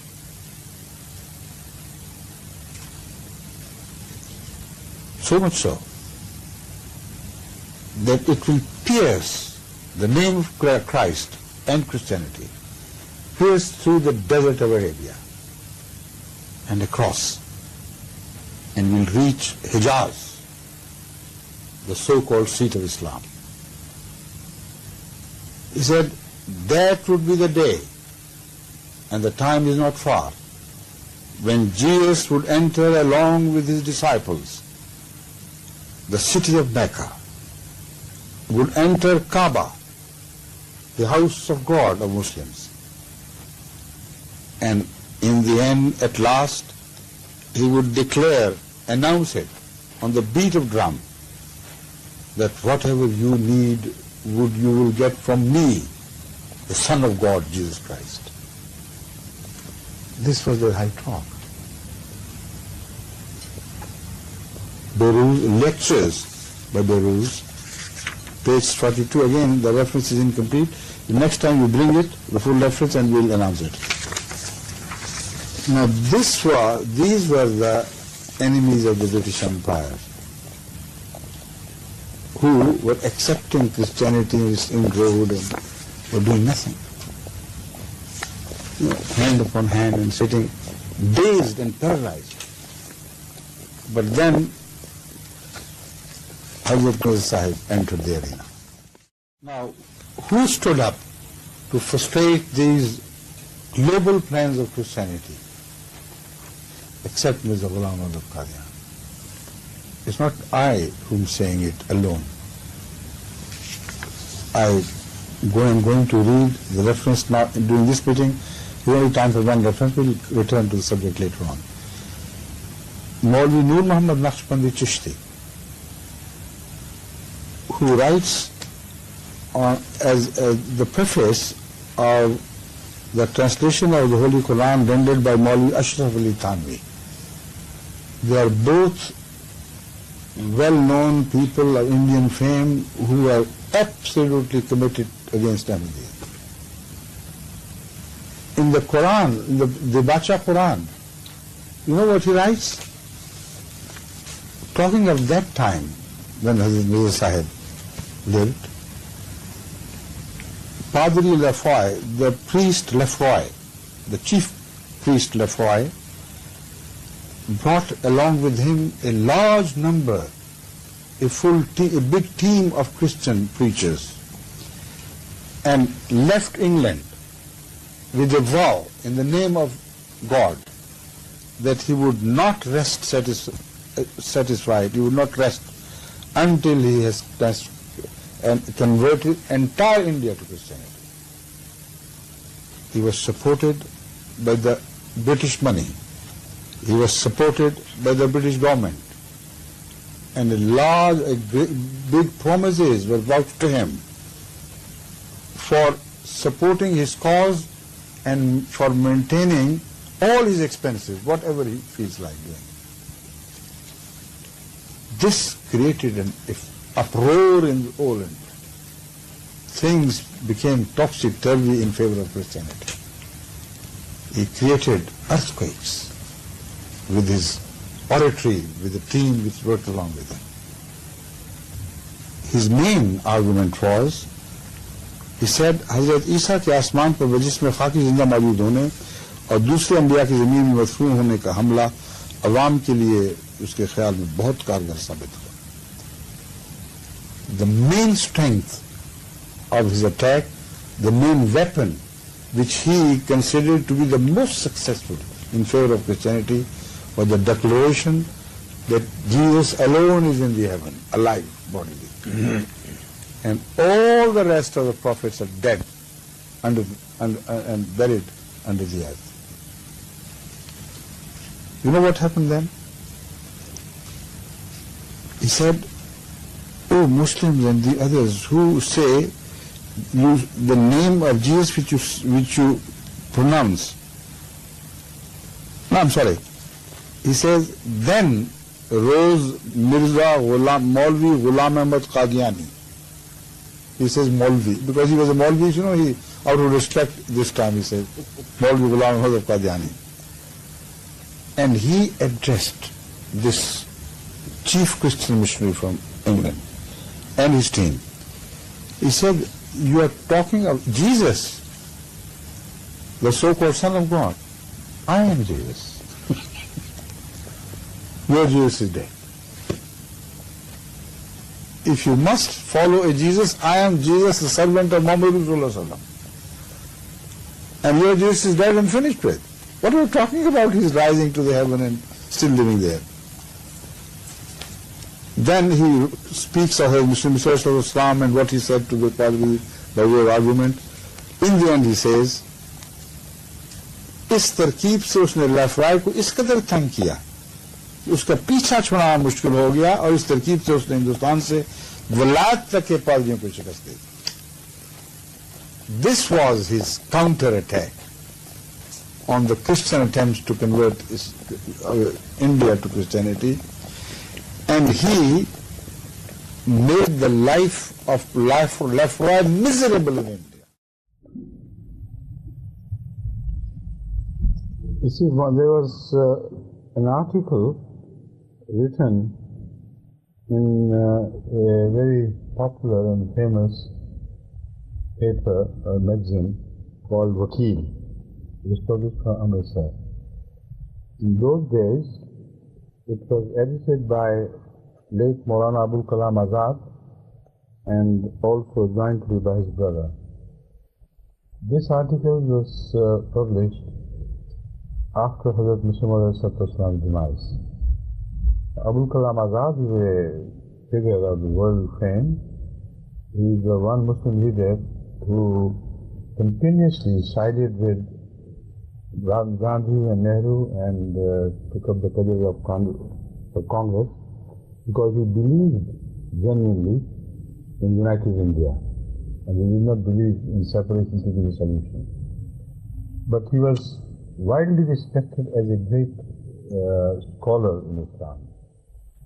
And his command of Urdu and his writing is indeed something which will never be forgotten in Urdu literature. God had given him such command. So he wrote, we say he wrote, some say not he, but maybe his brother, but it was his paper, it was he who was responsible for everything. And the language is telltale. That is why I'm saying the language is so recognizable, because anyone who has a sense of language and who knows his Urdu would immediately recognize it at his hand. Paying compliment to Hazrat Mirza Islam, it's a long article, I will not read all of it, but I'll read some relevant passages. He says, उनकी खुसूसियत को इस्लाम के मुखालिफिन के बरखिलाफ एक फतह नसीब जर्नैल का फ़र्ज पूरा करते रहे, हमें मजबूर करती है कि इस एहसास का खुल्म खुला एतराफ़ किया जाए ताकि वो मोहतम भी शान तहरीक जिसने हमारे दुश्मनों को असर तक पस्त और पामाल बनाए रखा आइंदा भी जारी रहे. He says this distinction of the late Hazrat Mirza Sahib, that he rose as a victorious general for the army of Islam and did it with such success, fatah naseeb, that victory always kissed his feet.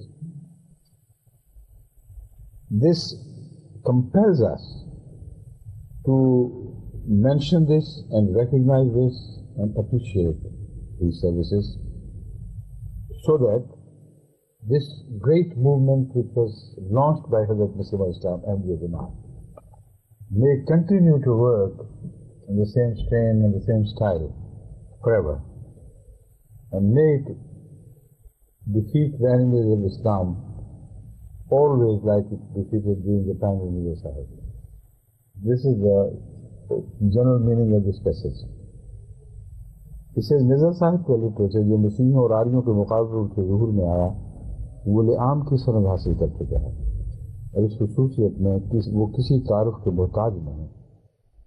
The literature which he authored against the Christians and Aryans, Hindus, in relation to defense of Islam is so great, and it gains so popularity that it can be referred to as the most popular literature among the masses of India, Muslim masses of India. इस literature की कद्र अज़मत आज जबकि वो काम पूरा कर चुके हैं, हमें दिल से तस्लीम करनी पड़ती है. The greatness of his writings, now they have achieved the objective of defeating all the enemies of Islam, compels us again to admit, confess this fact. इसलिए कि वो हर वक्त हरगिज़ लौहे कलम से नस्से मुंसिया नहीं हो सकता, जबकि इस्लाम मुखालिफीन की यूर से निकल चुका था. He said, I'm writing it because it's impossible for anyone to forget that time when Islam was completely surrounded by its enemies and was totally defenseless. None came or rose to defend it. और मुसलमान जो हाफिज़ हकीकी की तरफ से आलम असबाब व वसायत में हिफाजत का वास्ता होकर उसकी आवाज़ पर मामूल थे, अपने कसूरों की पैदाश में परे से सकते रहे थे और इस्लाम के लिए कुछ न करते थे जो ना कर सकते. And the Muslims who were commissioned by God to defend Islam and to sacrifice everything for the sake of Islam, they were licking their wounds, lying flat on the ground, no strength left. This was the most pitiable state. Then what happened? Then, he says, Mirza Sahib rose as a champion of the cause of Islam. इस मुदाफ़ियत ने न सिर्फ ईसाइयत के इस इब्तदाई असर के पर खचे उड़ा दिए जो सल्तनत के साया में होने की वजह से हकीकत में उसकी जान था. Herein lies the answer, the very gist of the thing I want to bring to the notice of the Arab brothers. He says this defense by Hazrat Mirza Sahib, you know, it says that it parkhache uda diye, it scattered the Christian onslaught to smithereens, to pieces. You know, it was no longer an intact thing, just scattered all around, shattered their attack on Islam to pieces. And then that Christianity, no, this is the point, he shattered to pieces the onslaught of Christianity which was prospering under the canopy of the great British Empire, which was fully supporting it. And hundreds of thousands of Muslims because of Mirza Sahib's defense, was saved from being the target or the mouthful of Christianity. Hundreds of thousands of Muslims. बल्कि खुद ईसाइयत का tradition धुआं होकर उड़ने लगा. No, the very magic of Christianity turned into mist and smoke and disappeared, vanished into thin air. गरज मिर्जा साहिब की खिदमत आने वाली नस्लों को गिरां बारी और शान रखी. So in short, I must say that this service by Hazrat Mirza Sahib would keep all the future generations of Muslims bowed to him in gratitude. What gratitude? So tragic. These are the great leaders of Islam who, in India, who were so knowledgeable, who wrote volumes after volumes, commentary of the Holy Quran, this and that, rose to the world fame through Congress, and accepted leader of the Muslim India who were religious in their nature. And the literary classes of India, Urdu-speaking literary classes, poets and writers, all alike pay homage to his greatness. He says, we will continue to pay homage to the greatness of this defendant of Islam, who completely turned the tables against Christianity. And the future generations would remember him with gratitude.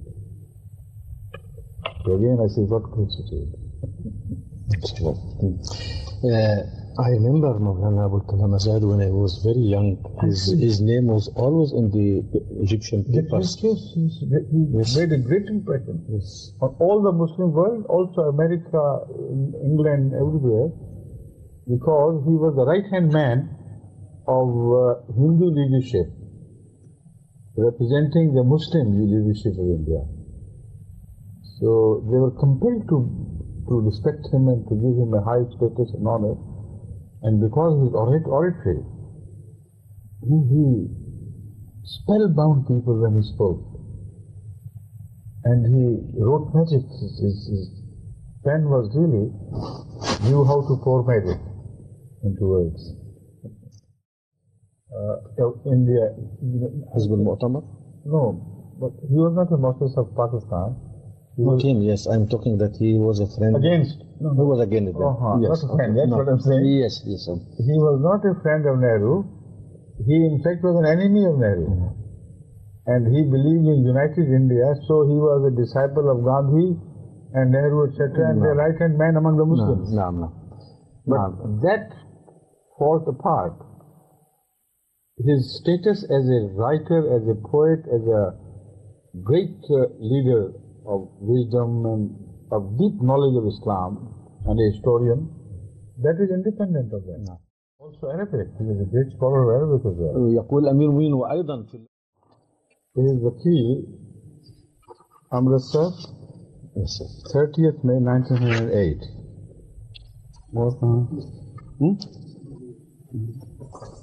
One حروف please. The reference is? Yes. وكيل أمرitsar. It's a newspaper, it's not a newspaper. Wakil. No. Amritsar. No. 30th of May 1908. This is after the demise of the Promised Messiah. The 60th, 30th was published.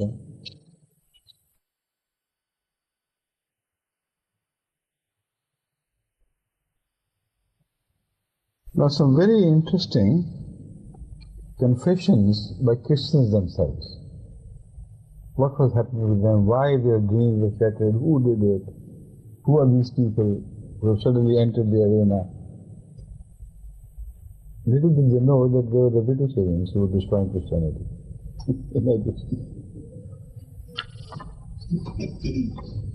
The Swiss newspaper, Appenzeller, Sonntagsblatt, I can't pronounce this. This is German? Appenzelle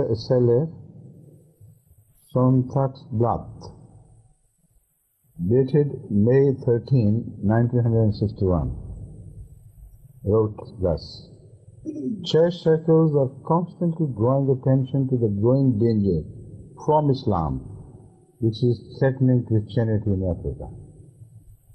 Church leaders are now being very deeply concerned. The Executive Secretary of the Anglican Lambeth Conference, Bishop Stephen Byrne, said last week in a speech in London that the greatest danger for Christians in Africa came from that direction. He mentioned that Muslim missionaries knew how to adapt themselves to the tradition and customs of Africa much better than the Christian missionaries, and they preached an absolute monotheism, to which the Africans showed themselves generally to be receptive. Now, who was doing it? It will come. They're talking at that moment, all of them did not fully recognize what was happening to them, who it was. As I read on, then you know that the light of the day dawned upon them. It was nothing but Ahmadiyya community who was at the back of all this movement. Again, it's this newspaper speaks, but many observers give warning that Christianity's future in the West Africa is precarious. Something is happening in West Africa where the future of Christianity is now, hanging in the balance. Some dangers are appearing. Who was doing it? The Dutch newspaper has better knowledge, is better informed than this man.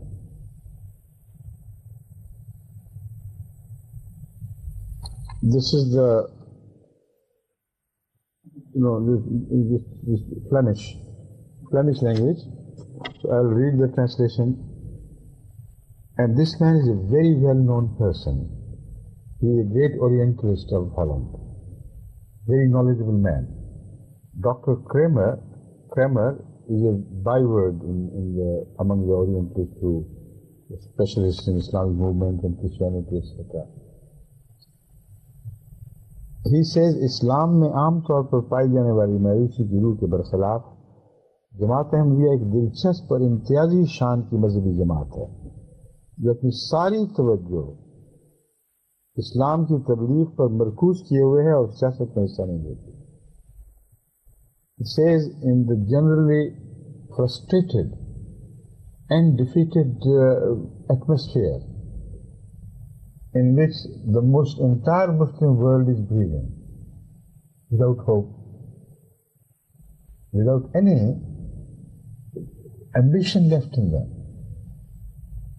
there is one Jamaat which stands out as a great exception, and that is the small Jamaat Ahmadiyya. They have dedicated all their sources, all their energy, to just one task of preaching for Islam, and they don't care for politics or any other games for them. They're completely and solely dedicated to the preaching of Islam. British और दूसरी हुकूमतों की वफादारी का ऐलान करती है, उसके दिल में एक ही बात का जज्बा है कि वो देखे कि कौन से ऐसे मौके हैं जिनसे वो अपने पैगाम हक को पहुंचा सके. वो इस्लाम को एक सियासी मजहबी ढांचा नहीं समझती, बल्कि एक आलमगीर सच्चाई करार देती है. It says their strategy is very rightly understood. I think he's a very great scholar. He says their strategy is that they teach their Jamaat, Ahmadis, all over the world. Wherever they are, they must respect the law. So also they teach that you should respect the British if you are living in their territory. Respect the law of other countries, दूसरी हुकूमतों. If you live under the canopy of other governments. So it's not just the British. It's a matter of principle. They say, according to Islam, it is the responsibility of the Muslims to respect the law of the land wherever a Muslim is living. It says, having done this, what else do they do? They do not want to treat Islam as a political edifice surrounding them, political building around them to save them, to protect them.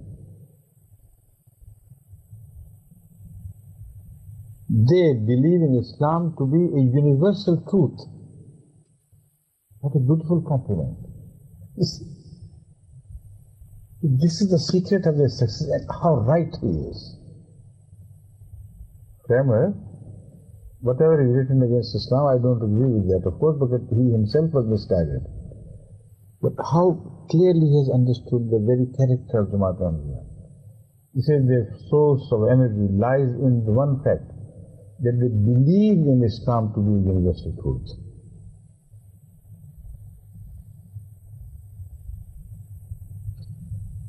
Then after a few sentences says, the founder of this Jamaat, Hazrat Mirza Ghulam Ahmad, was a unique personality. He says, when I myself went to Qadian in 1931, Mr. Kramer, as a great Christian scholar, specialist in Islam, etc., toured the world of Muslim countries. So he said, when I myself visited Qadian, he's writing this in 1931, remember this.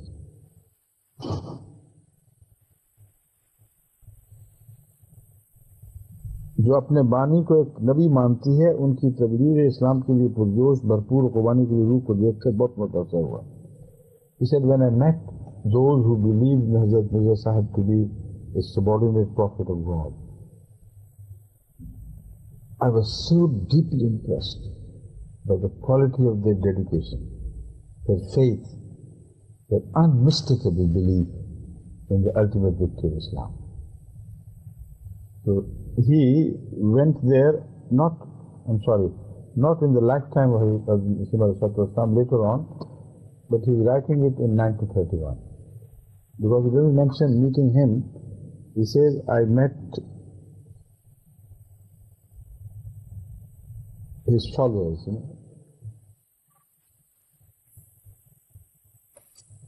And the reference is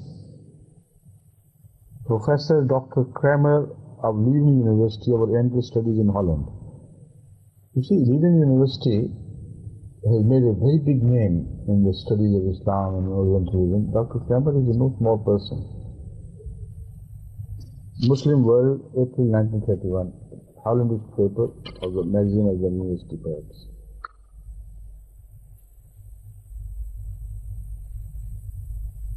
Now, another paper, which is a German paper, Herbert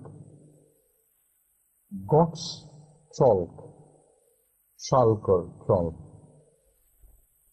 he has written a book on Islam and Islamic movements, and the name is Weltbewegende Macht Islam. I apologize for the mispronunciation to the German Ahmadis particularly. Now what he writes is this translation.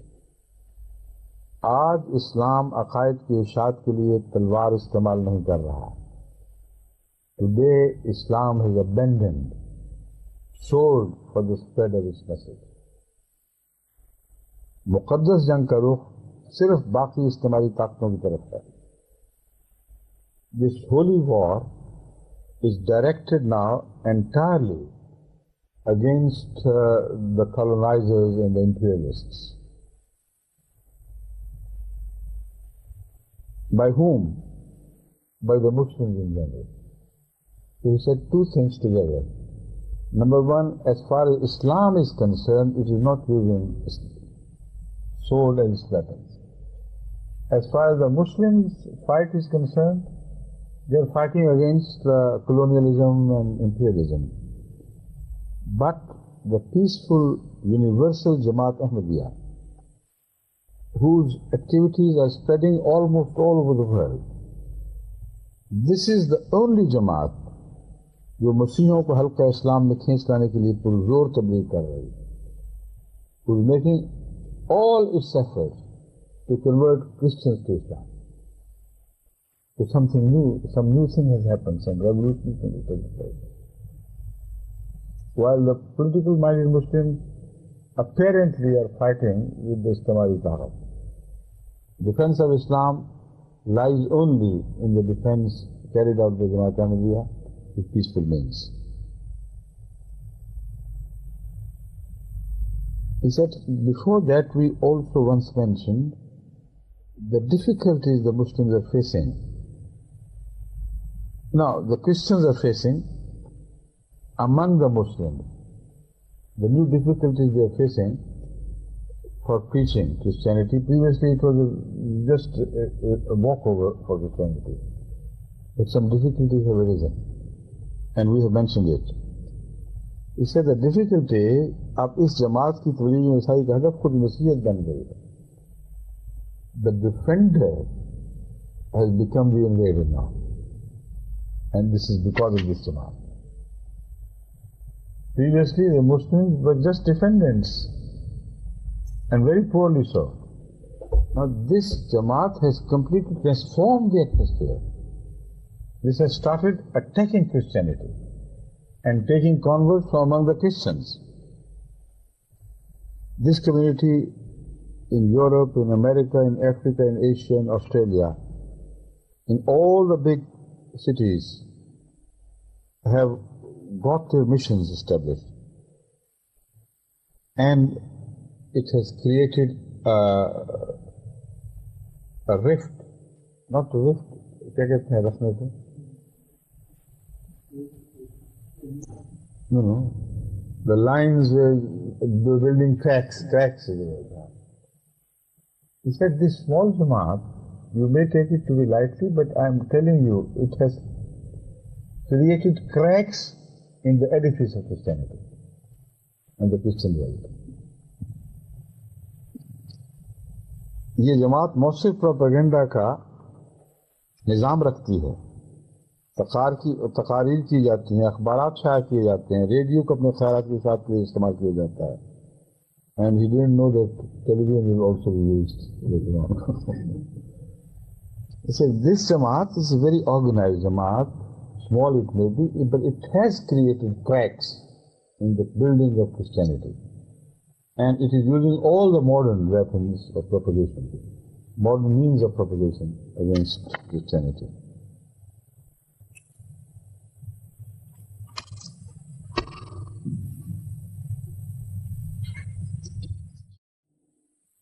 Another Christian confession concerning Sierra Leone. There are so many. I had to take them out because it would be too long then. But repeatedly the Christian scholars, their wise men, their priesthood, and other observers have confessed that in Sierra Leone they have been defeated roundly. No hope left. So much so that one observer, by his name is written in Urdu unfortunately, so I can't read the correct pronunciation. It reads like Weird Ga, whoever he is. He was a Christian observer who wrote concerning the state of affairs in Sierra Leone vis-a-vis the Christian-Muslim fight. And right from the beginning, he's so pessimistic now. He said, we did everything we could, but we have failed. It's high time we admit it. We have ceased to gain converts. And why is it happening? It is because the Ahmadiyya Jamaat has sent a new army of defenders into Islam. Ever since they have come, the tables have turned against us. He said, you want proof? In Gopalpur, because of Ahmadiyyat, American mission has been closed, and they had to leave the country. He said, why waste your money and efforts? Accept defeat and leave the country. Go back. This is the admission in England. And another admission by a more well-known scholar, Christian scholar, writing in the World Digest, World Christian Digest, June 1961, page 3940. Here the writer says, on the day I left Sierra Leone, the first medical missionaries of Islam arrived. That is Ahmadi missionaries. The news occupied only a few lines in the local press. And as far as I know, no church leader lost any sleep about it. They sat confused. They didn't notice what had happened. But to me, it was another sign of resurgence of Islam.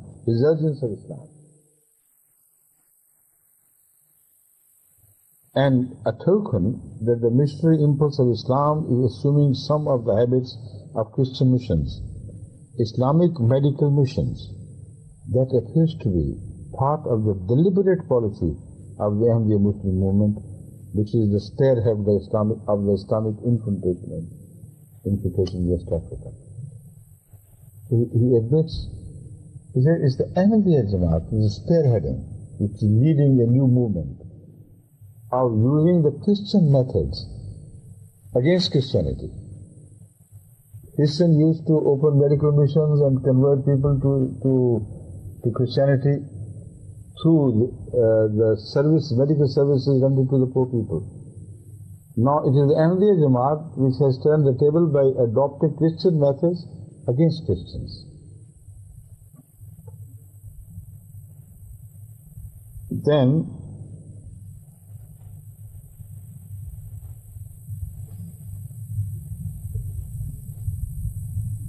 the same author goes on building the theme by telling us the question I kept asking other people and myself who are linked around questions like these: what will happen to a land where a missionary of Christians, where a minority of Christians appear to have little missionary purpose, and where a strong attack by Islam is being set up? Will an independent Sierra Leone gradually move into an Islamic orbit, as other countries of independent Africa are likely to do? This is the question which I'm facing now. Having mentioned in his article very clearly that he is talking about Ahmadiyya movement in Islam, he says, now what I'm asking myself is there any purpose left in this fight? What will happen? Shall we be able to achieve the dream of Christian Africa or no? Obviously the answer is no. Dr. Stanley E. Bruff, in the Encyclopedia of Religion, speaking about Ahmadiyya movement, says, and it's a very authentic book, it's a book of great authority, it can be quoted, everybody knows, Encyclopedia of Religions. The organization and missionary achievement of the movement and the movement are remarkable. The later represents the most successful Islamic proselytizing effort of the 20th century and led to the establishment of branches in Europe, North America, the Caribbean, Africa, Southeast Asia, and Pacific Basin. He says that Ahmadiyya movement is a movement of remarkable missionary achievements. It represents Islamic preaching effort among others, the greatest event in the world of Islam in 20th century. What a tribute. See, this is not a small thing. The Ahmadiyya Jamaat has created history, a stirring history of a nature where it stands out in the 20th century as a movement spearheading the counter-attack of Islam against other religions. Led to the establishment of branches in Europe, North America, Caribbean, Africa, Southeast Asia, and Pacific. The rigor of its missionary enterprise arose from the audacious universalism and self-confidence of Ghulam Ahmad, which imparted a global dimension to the spiritual vision and ability of his early followers. He said the entire credit goes to one man. He adhered tenaciously and boldly to his belief that Islam was universal. And as such, he imbibed that confidence among his followers, early followers, that they look at the world as, as the future land of conquest for Islam. This is Dr. Stanley E. Brush.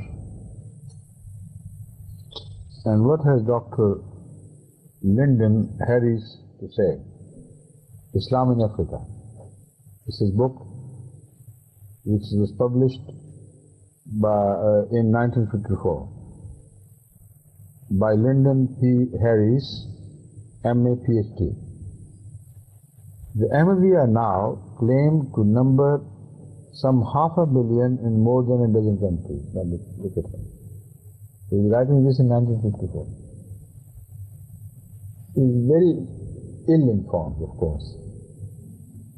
But if his word is to be taken seriously, then imagine the leap the Jamaat Ahmadiyya has made by now. And only for this purpose I am showing you, many a scholar who are known to be authentic scholars must have done their homework. They did very little before they started opining on others. This is one of those. But he noticed, of course, the Ahmadiyya movement. And the compliment he pays is, it is significant that of all the Indian Muslim sects, this is the only one to establish itself among tribal Muslims. What does it mean by tribal Muslims? I don't know. But he says this is the only sect which his language shows lack of knowledge, but I am quoting him only to make a comparison. If he is to be taken seriously, in 1954, Ahmadis numbered 500,000 all over the world in around a dozen states. This year, you saw and we all saw that 840,000 people from all over the world joined Ahmadiyya movement, from 150 countries of the world. So if he is right, then the speed must be alarming for the rest of the world. In the end, I will just read one short passage excerpt. There was a not very but a longish article published in the American magazine Life. Life is a magazine of global fame. It's not a small magazine. Every literary man knows about Life. Now, once it wrote an article on Islam and its movements, etc. In that article, he paid the most glowing tribute to Jamaat Ahmadiyya and singled it out as the force for Islam. And it says of these the most vocal is a modern sect called Ahmadiyya, with headquarters in Pakistan and mystery centers throughout Europe, Africa, America and the Far East. Comparing our efforts in Africa against the Christian efforts, he has to admit, and the last bit I'm going to read is very important, that in some areas where Christians and Muslim missionaries are in competition. Now I remind you, there is no other Muslim missionary in competition except Ahmadiyya. He has made it very clear. But here he doesn't mention Ahmadiyya as such. In some areas where Christian and Muslim missionaries are in competition, Islam gains 10 converts for every one who accepts the rival faith. So the table has turned. Gone are the days that the Christians were dreaming of conquering Africa for Jesus Christ. Already, with the grace of Allah, Ahmadis have revolutionized the situation in Africa. And for every one convert to Christianity, they are gaining 10 for Islam. I would would like to add a few words to the answer I was giving in response to your question of what are the basic proofs of his truth in the Holy Quran. Yes, So with reference to that, because the story I told was deviated, slightly, as if, it looked like my having entering a new era, new arena. Yes. And getting out of the Quranic arguments. But I'm going to connect it now. Yes, What I had in mind, No. So first, back to the subject of Hazrat Mirza Ghulam, having any support from the Quran in principle and also in specific. So on that subject I have spoken enough. But there are so many other verses of the Quran which give full support. And now I am coming to the question of whether he was raised by God himself, appointed by him, planted by him, or he was raised as an agent by the British government and he was their plant. Now, as far as the logical discussion is concerned, I have already finished with this. And no sane man, after listening to what I have said, would insist that he still believes him to be a British plant. A British plant which would destroy the dugel of a faith which has left the original teaching of its master. This is what is expected of Isa. This is expected of Masih to do. So this is the breaking of cross. So one link which I am going to make is with that verse, that prophecy of Hazrat Rasulullah that the cross would be broken by the Antichrist, the cross would be broken by the Messiah, who would appear at the time when there would be Antichrist as well. So, having connected that, I propose to shift back to the Quranic verse which is related to this issue. But now, because we have already taken so much time on these general discussions, I would like to come back to the Quranic verse which I always had in mind throughout this discussion. They say, the non-Ahmadi mullahs, and they still go on repeating these things, that Mirza Ghulam Ahmad of Qadian was no doubt a liar and impostor, a man who told lies against God, concocted things. Why did he survive? Why did his community flourish? Is always a question from our side. They said, of course, because he was a British agent. And it was the British government which was giving protection to him. And we couldn't do anything about it. So, when the things changed, now we are after your back. We are going to destroy you and break you. Now, the first answer to that with reference to the Quran is, perhaps they never read the Quran, or they must have read the verse, وَلَوْ تَقَوَّلَ عَلَيْنَا وَلَوْ تَقَوَّلَ عَلَيْنَا بَعْضَ الْأَقَاوِيلِ لَأَخَذْنَا مِنْهُ بِالْيَمِينِ ثُمَّ لَقَطَعْنَا مِنْهُ الْوَتِينَ فَمَا مِنْكُمْ مِنْ أَحَدٍ عَنْهُ حَاجِزِينَ. If Prophet Muhammad ﷺ had attributed to me even a small thing, just a minor lie, I would certainly have got hold of him by the right hand and would have cut his artery, the jugular vein it is translated, but it's all the life stream, we should say. The life stream would have been cut off. And once we decided to do that, none among you could stand between us and the punishment which would be meted out to that man. Now, he in fact repeated a claim which would put him exactly in the same bracket, because he claimed to be that representation or manifestation of Hazrat Muhammad Rasulullah Sallam which according to the Holy Quran was to take place in latter days. It's a very important connection, because the mullah sometimes say it is specific for Rasulullah sallam. First of all, let's dispose with that stupid argument. They say, when the Holy Quran says that if he had said anything from himself, attributing that to us, we would have destroyed him, of course. But they say this is only for Rasulullah sallam, for no other person, for no other prophet. All prophets may tell lies against Allah. Allah wouldn't care. It is such a stupid thing. Words fail one to describe the sheer stupidity, the madness of this argument, that why should Allah be the enemy of Rasulullah sallam alone to that degree that he is not permitted to deviate from the truth for even the slightest. The rest of the prophets may indulge, we don't care. And they may deliver the wrong messages to the people, imagine.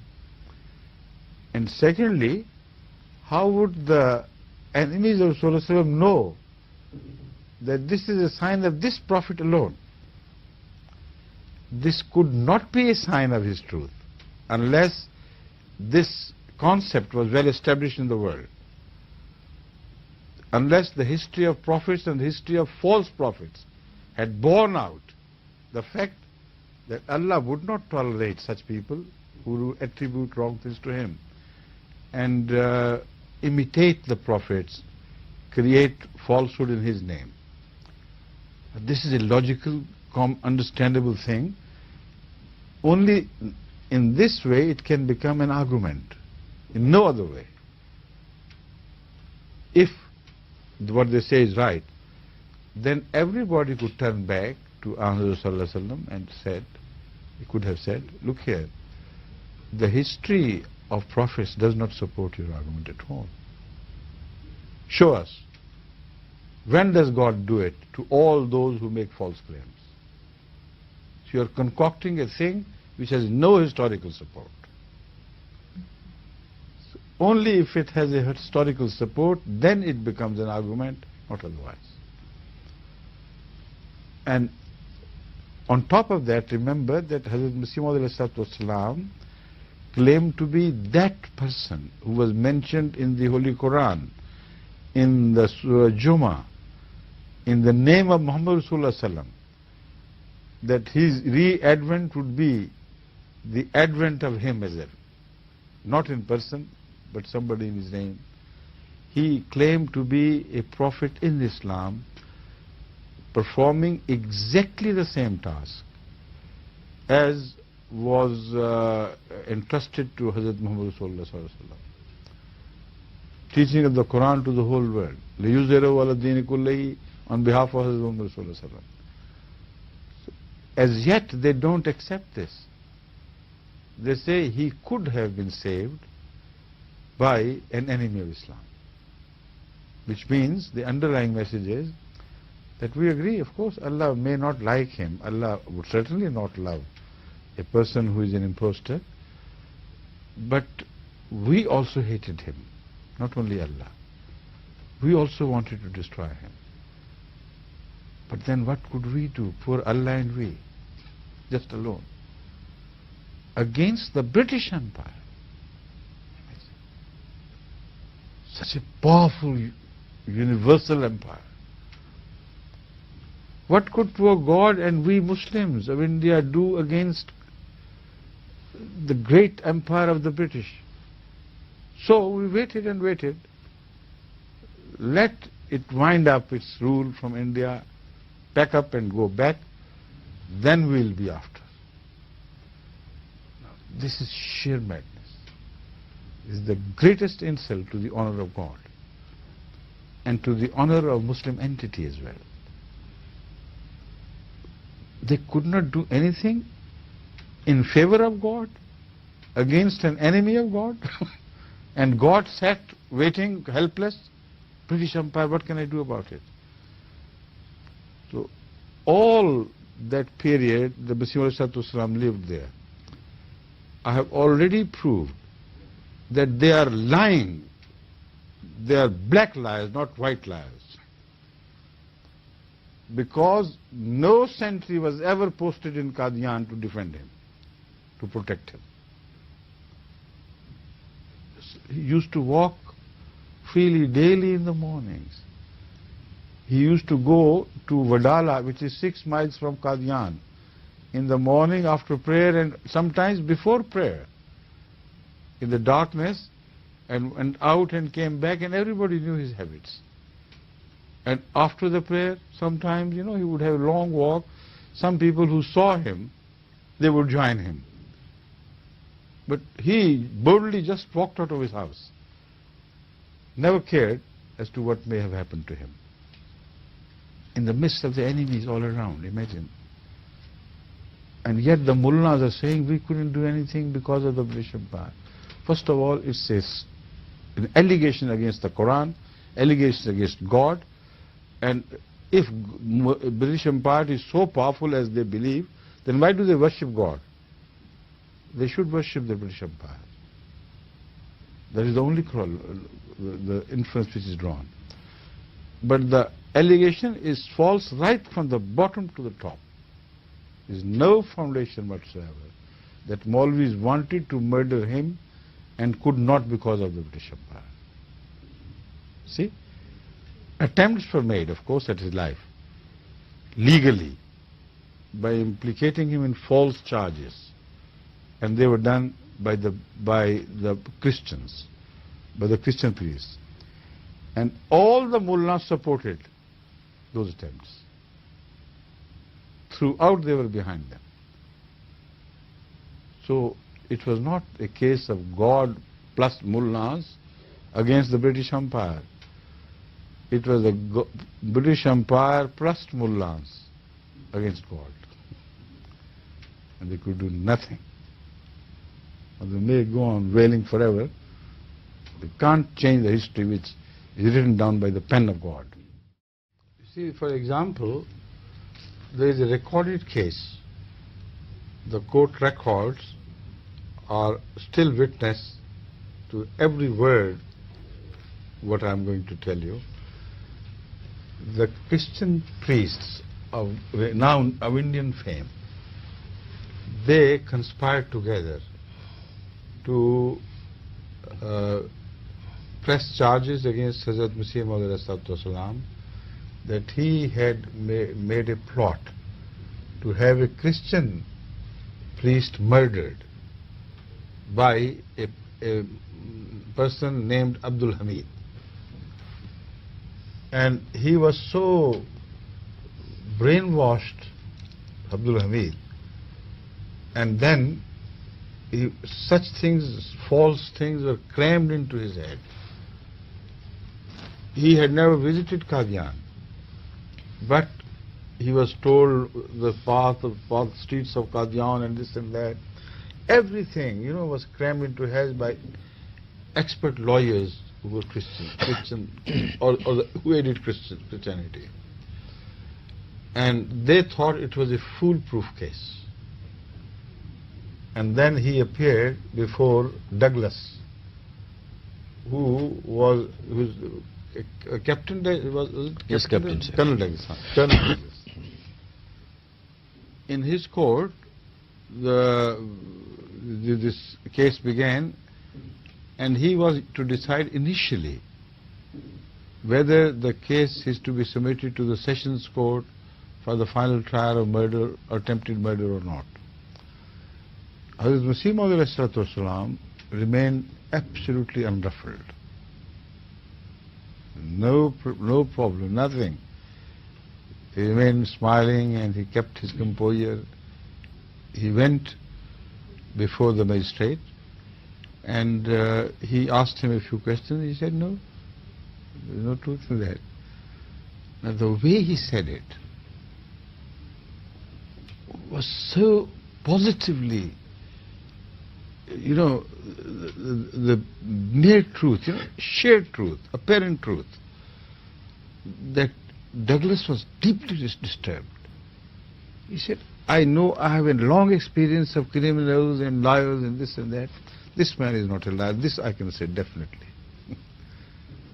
The way he bore his evidence and stood before him, without any fear, without any complex. So he became very disturbed. And then he decided to call Abdul Hamid, who was very resolute in supporting the story, Christian story, that yes, he asked me and he bribed me, promised to give me that much money and this and that if I murder a Christian priest, of a well-known Christian priest. And his tale seemed to be absolutely soundproof. I mean, foolproof. And the expert lawyers were supporting him. So in this dilemma, he spent a very restless night. What can I do? I know myself, I know my judgment, I know this man is certainly not a liar. And on the other hand, the evidence is so powerful and so strong and so well prepared that I'm left with a dilemma what to do about it. So then God put it into his mind to call Abdul Hamid to his chamber and not to listen, not to hear his story in presence of the Christians and other lawyers, but to speak to him in private and ask him simply, tell me the truth, whether it's right or wrong. Now when he did it, he broke down. He fell on his feet, crying bitterly and saying, it's false. Every word was taught to me by these Christians. Not a single word is true. I never knew him. He is a true man. Not true, but he said, but what he's saying is right. And this is all a false thing. I am prepared by these Christians. And he himself had got converted to Christianity before. Then he came out, with full, firm resolution and determined. He wrote a very powerful judgment. He said, this is what has come out. It's a shame on these people. He gave Hazrat Mirza Islam also the choice to counter, to register a counter case of defamation or whatever he liked. But he refused, said, no, let them do whatever they like.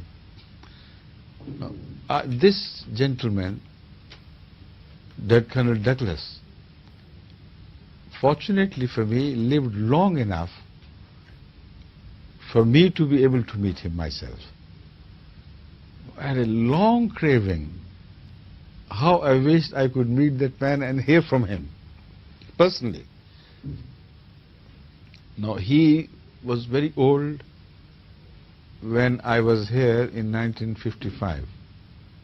That was the first time I arrived in England and with my father, and who left me behind to have some studies here.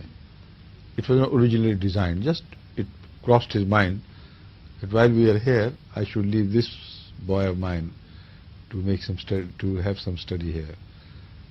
All the rest of my brothers returned with him. I was left here.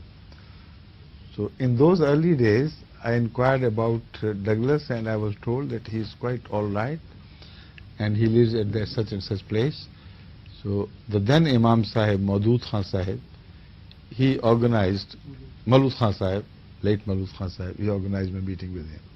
Or Aziz Sahib it was perhaps, late Aziz Din Sahib. So he took me along to his house, and fortunately for me, that was a very bright day for him. His own daughter, who was taking care of him, she told me that you're lucky.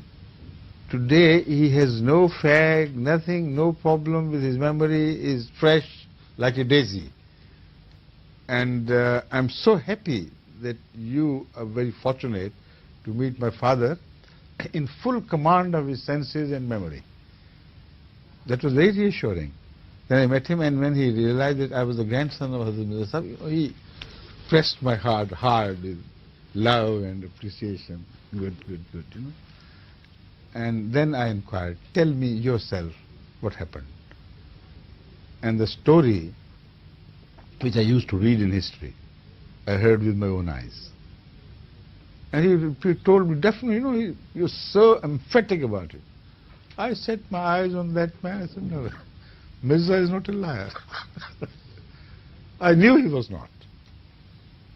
And later on, when I did this, then it was my judgment was corroborated by the facts which appeared before that. So this is the so-called agent of the British, they say.